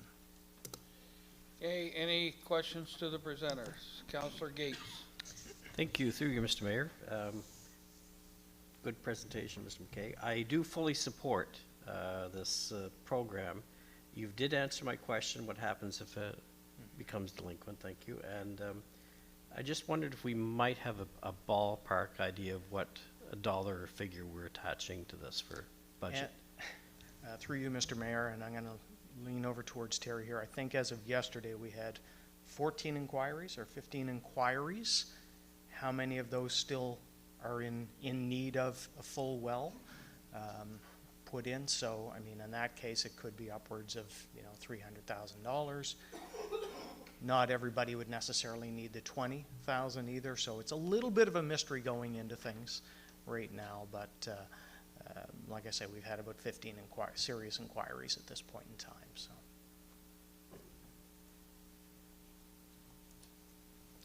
Through you again, Mr. Mayor. So are we making a motion? Are we attaching a dollar amount up to 500,000? Or are we making it a broad motion? Sorry. Through you, Mr. Mayor, and I see the CAO making eyes at our Director of Finance, so I'll Director let him to opine. So there isn't a dollar value tied to it. The intention is that in this first phase of introducing the bylaw and funding the well upgrades would be that it would be pulled from the general operating reserve, and then when we bring forward subsequent years' budgets, we'll set out an amount based on what we then understand to be the cost of delivering the program. Okay, Councillor Lutz. Thank you, Mayor. I think I found my answer to my question within the bylaw, but I'll just confirm. First, I'd like to say thank you to staff for bringing this forward today, and I think it's excellent. I'm really grateful. Water supply improvement, so it can only be used to supply actual flow, something that would give you better flow, not to improve the quality of your water. So it couldn't be used on like a UV treatment system or something like that would actually improve the potability of your existing water. Yes, through you, Mr. Mayor, that is the intent, is to improve the potability and whatnot, so not just filtering equipment or the like. So. Thank you. Councillor Best. Thank you, through you, Mayor. I have a gentleman that has 16 wells that are all dry. He's a farmer, but he's got lots of water in his house, but nothing in the farm. So is he eligible at a farm to get a new well? Through you, Mr. Mayor, this is designed to be focused on residential properties at this point in time. So any way that we can put us in there as farmers? I mean, he's it's very important to have water for I mean, he's been hauling 4,000 gallons of water for 2.5 months. And he's got to drill another well probably 600-700 feet from where the source is. Can you look at that, or can we make an adjustment that should be open for whatever? Through you, Mr. Mayor, is that something that would be an amendment to the motion? It's not where we had gone with this bylaw at this point in time. We had focused on. And I guess the only question, because I knew this, I mean, he's a guy in Harmony. I don't know whose area it is in, probably Riley's. Well, yours. Yeah, and I know it as a fact that he's been hauling water 4,000 gallons 3 times a day for the cows. Do you want to comment on that, or what do you think? Where do we go with this? Thank you, Mr. Mayor. Through you to the councillor, I'm just looking at the section of the Act now. It says that this type of program could be used for energy efficiency, renewable energy, equipment for the supply, use, storage, or conservation of water, which is what we're talking about, with the property owner. I know of no other bylaw in the province that we've looked at that talks anything outside of residential.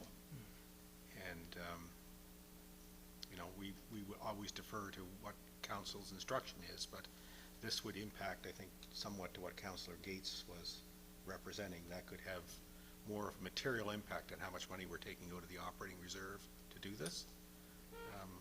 My understanding was it was being advanced from the last meeting of council as a residential program. That would be a significant change. Maybe Councillor Best, we could ask the staff to have a look at it and come back with further information. Yeah, I think that'd be great if we can pause this and bring it back, and we'll vote on it next. Well, we could vote on this, but they could come back and so that we don't hold up the program for the residential. Okay. And have them come back and see what impact it would be if we went further. Because I believe that's the only farmer that I know of that has a water problem. Yeah. Maybe there's more. Okay, so if that's okay, Sure. then Thank you. so, and staff understand that that's what we're looking for. Okay, Councillor Hiltz. Yeah. Thank you, Mr. Mayor, through you. So you said 2% plus the current rate, correct? The current Bank of Canada overnight rate plus 2%. Okay, right. So what would that be like right here? Right now, 2.25 plus 2, so 4.25%. And the rest of the province is doing the same? Nothing is higher than that. I know that there was one that I looked at that was prime rate of the bank plus 2%, which would have been a higher rate than what we are proposing today. Okay. That is certainly the lowest rate, and through you, Mr. Mayor, certainly the lowest rate that I came across in my review. Okay, thank you. Mr. Conrad. Thank you, Mr. Mayor. I just want to add one point of clarification, and I don't think anyone's at fault. We've been trying to put this together relatively quickly. About who the proceeds of the loan are paid to, whether we would dispense those to the borrower or the contractor. We were thinking internally that would be dealt with in the application. So just for the public record, I know that Mr. McKay indicated that we would pay the contractor. I think we would determine whether it's best to pay the contractor or the borrower in the application process. So I think we need to look at that and determine that. So the bylaws is relatively silent on that, would be dealt with in the application. Okay. All right. All those in favor or against, please vote accordingly. Okay. Getting ahead of myself. That the municipal council give first reading to the bylaw respecting charges for improvement of water supply bylaw 115 as attached to the November the 3rd, 2025 request for decision. Have a mover and a second. Move by Councillor Gates, second by Councillor Hiltz. All those in favor or against, please vote accordingly.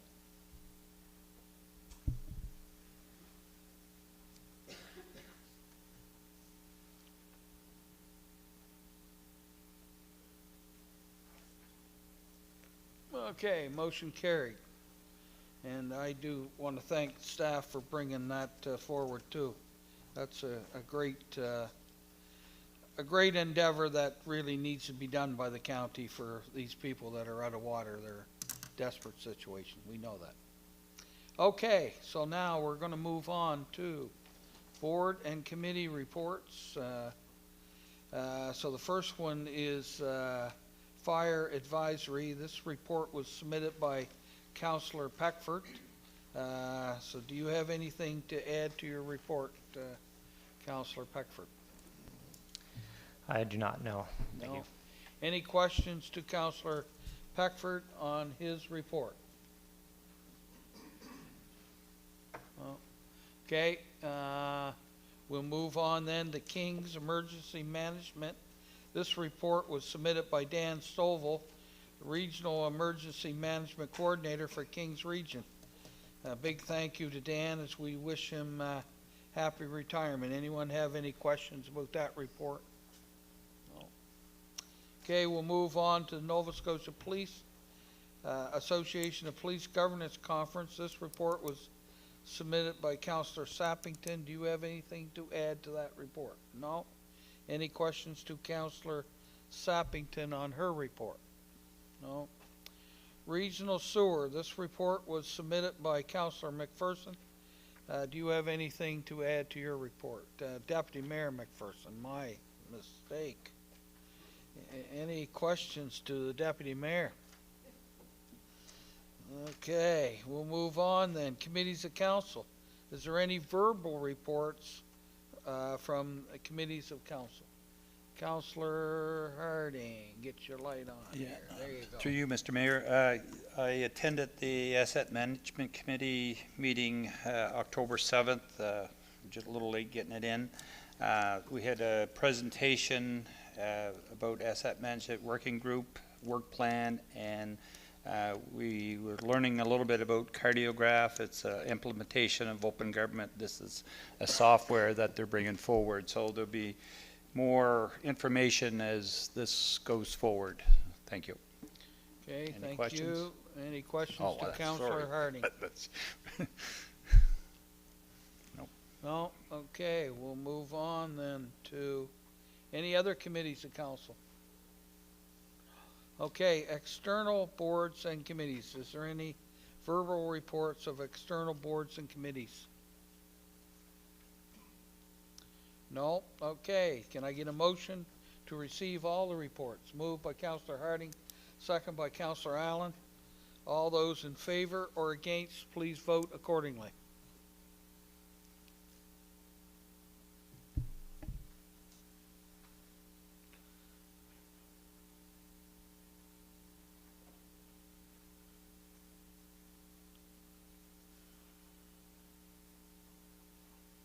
Motion carried. Okay.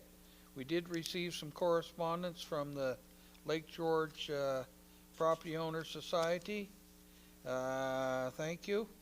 And so we need a motion to receive the correspondence for information. Moved by Councillor Sappington, second by Councillor Harding. All those in favor or against, please vote accordingly.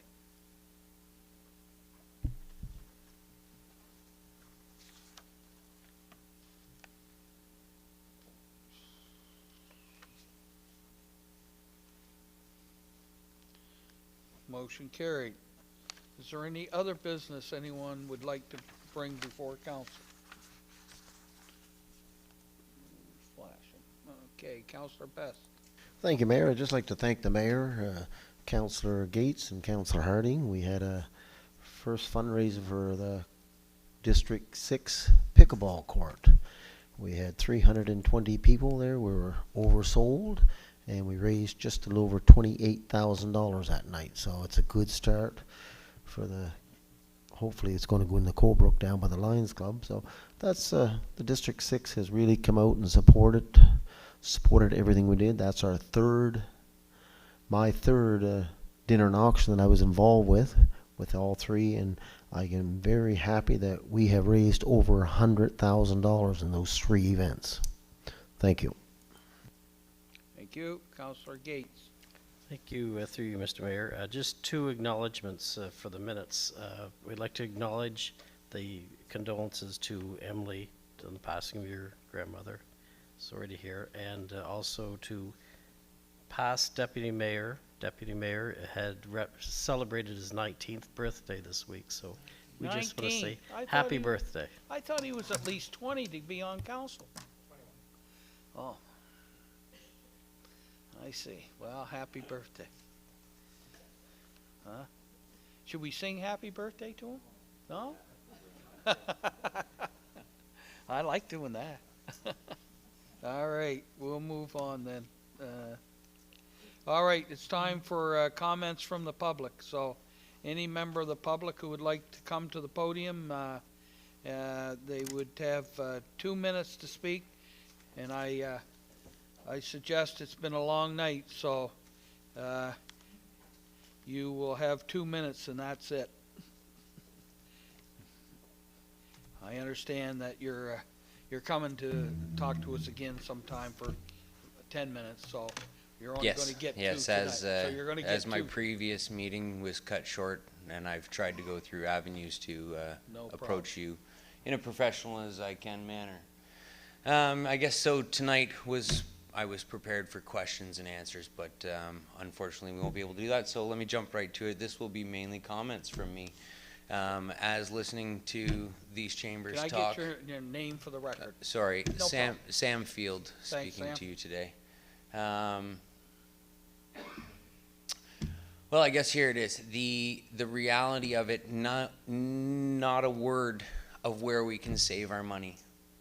Lots and lots of emphasis on where we're going to get the money. The next spend, the next spend, the next spend. Not one person in this room has addressed any form of excessive spending.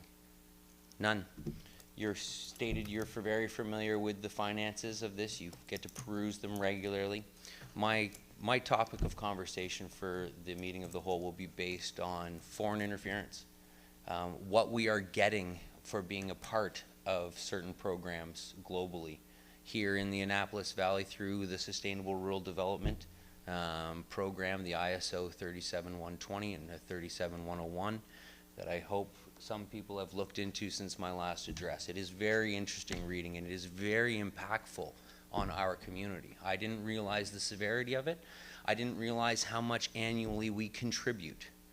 Now, if we're looking to save money and we are looking for all these new developments here in our community, we should be analyzing what we are getting for what the money we are already spending and how it genuinely values us in the long term. What is going to be left here for our children, how we can have civil discord to focus on one constituent's anger or aggression or happiness or sorrow, however it may go. That's not what this facility is about. We are all to learn from one another. We are all to communicate. And right now, what I am seeing with my eyes, as I'm researching here, is we are actually spending a heck of a lot of money funding organizations that have maybe most likely never stepped foot here in the Annapolis Valley. Sir, you're unelected, right? You have a certain oversight of this whole area. I would like to know where you get that direction. As I've been read through... Thank you, Mr. Field. Your 2 minutes is up, so we'll see you with your, for your 10 minutes, and, okay? Thank you. Is there anyone else? Get your name, sir. Okay, Gordon. Does anybody here know what fraud is, what the definition of fraud is? Because fraud is obtaining something of value by deceit. So when you go around and promise the public that you will vote against the deed transfer tax, promise, that's deceitful. That's fraud. Now, if you wanted to do this in a reasonable manner, and you didn't understand the information, you could have very easily told the public, I don't know, I need more information. Be transparent. Don't get their vote based on a lie. Maybe that would go a lot further. And maybe that's why these people wouldn't be so upset. You know, we're in some really contentious times now, and politicians are always worried about their safety. Perhaps if you started listening to the public, like thank you, Bob, for what they want, maybe you wouldn't be safe. I'm not qualifying, or I'm not supporting people, death threats and all that. I don't support that on any level. But you have to understand where these people are coming from and what's going on in this world, and taxes. And you want to say that property taxes aren't going up, it's the assessment going up. The assessment raised the property taxes. What's going to happen when we put in this big new facility? Do you think the assessments aren't going to go up again? Do you think there again the property taxes are going to go up again? This is a snowball effect. And you guys play all this game up here. And you say all these nice cool words and these nice little scripts and stuff like that. At the end of the day, it's the people that pay every time. Every time. Why are the assessed values going up? What are they based on? There's lots of people that haven't done any improve to their properties in 20 years, but their values are going up. Inflation, another hidden tax. Inflation, devaluing our currency, making it so we can afford to buy less, hidden tax. Assessed values go up, property taxes go up, assessed values, another hidden tax. Now we're saying we're going to pick the lesser of two evils. The deed transfer tax is better than taxing everybody on the property taxes.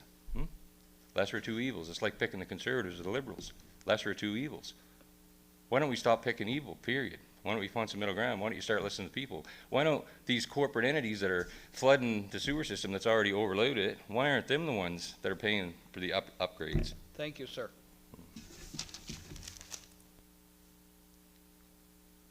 Does anyone else like to approach council?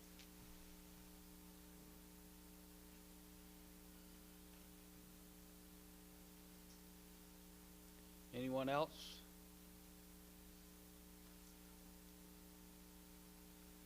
Okay, well, I want to thank those, especially that have the stamina to stay and listen to us this long.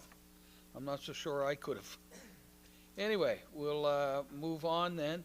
I'm looking for a motion to go into a closed session. Let's see, are we going to be coming back into council? We will be coming back into a public session after the closed session if anyone wants to stay. So I need a motion moved by Councillor Harding, second by Councillor Sappington, to move into a closed session. All those in favor or against, please vote accordingly.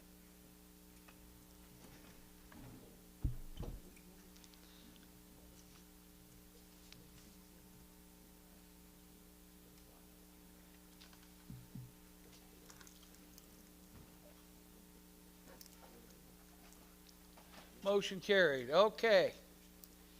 We are now in a closed session. And as I like to do, so that I remind you that whatever we talk about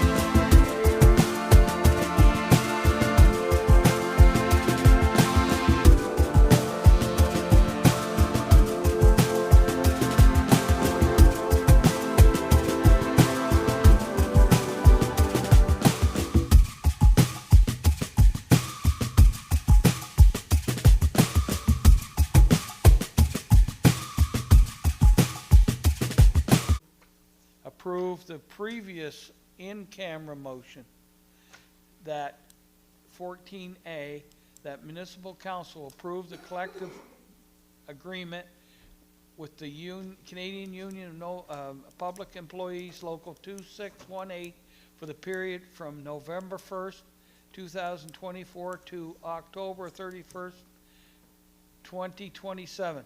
All those in favor, raise your left hand. Oh, we need a mover. What? Is that what you're saying? Moved by Councillor McPherson, second by Councillor Sappington. I just demoted him. Sorry there, Deputy Mayor. I'll be probably saying that for a long time. All right, try that again. All those in favor, raise your right hand. All those against, raise your left hand. Motion carried.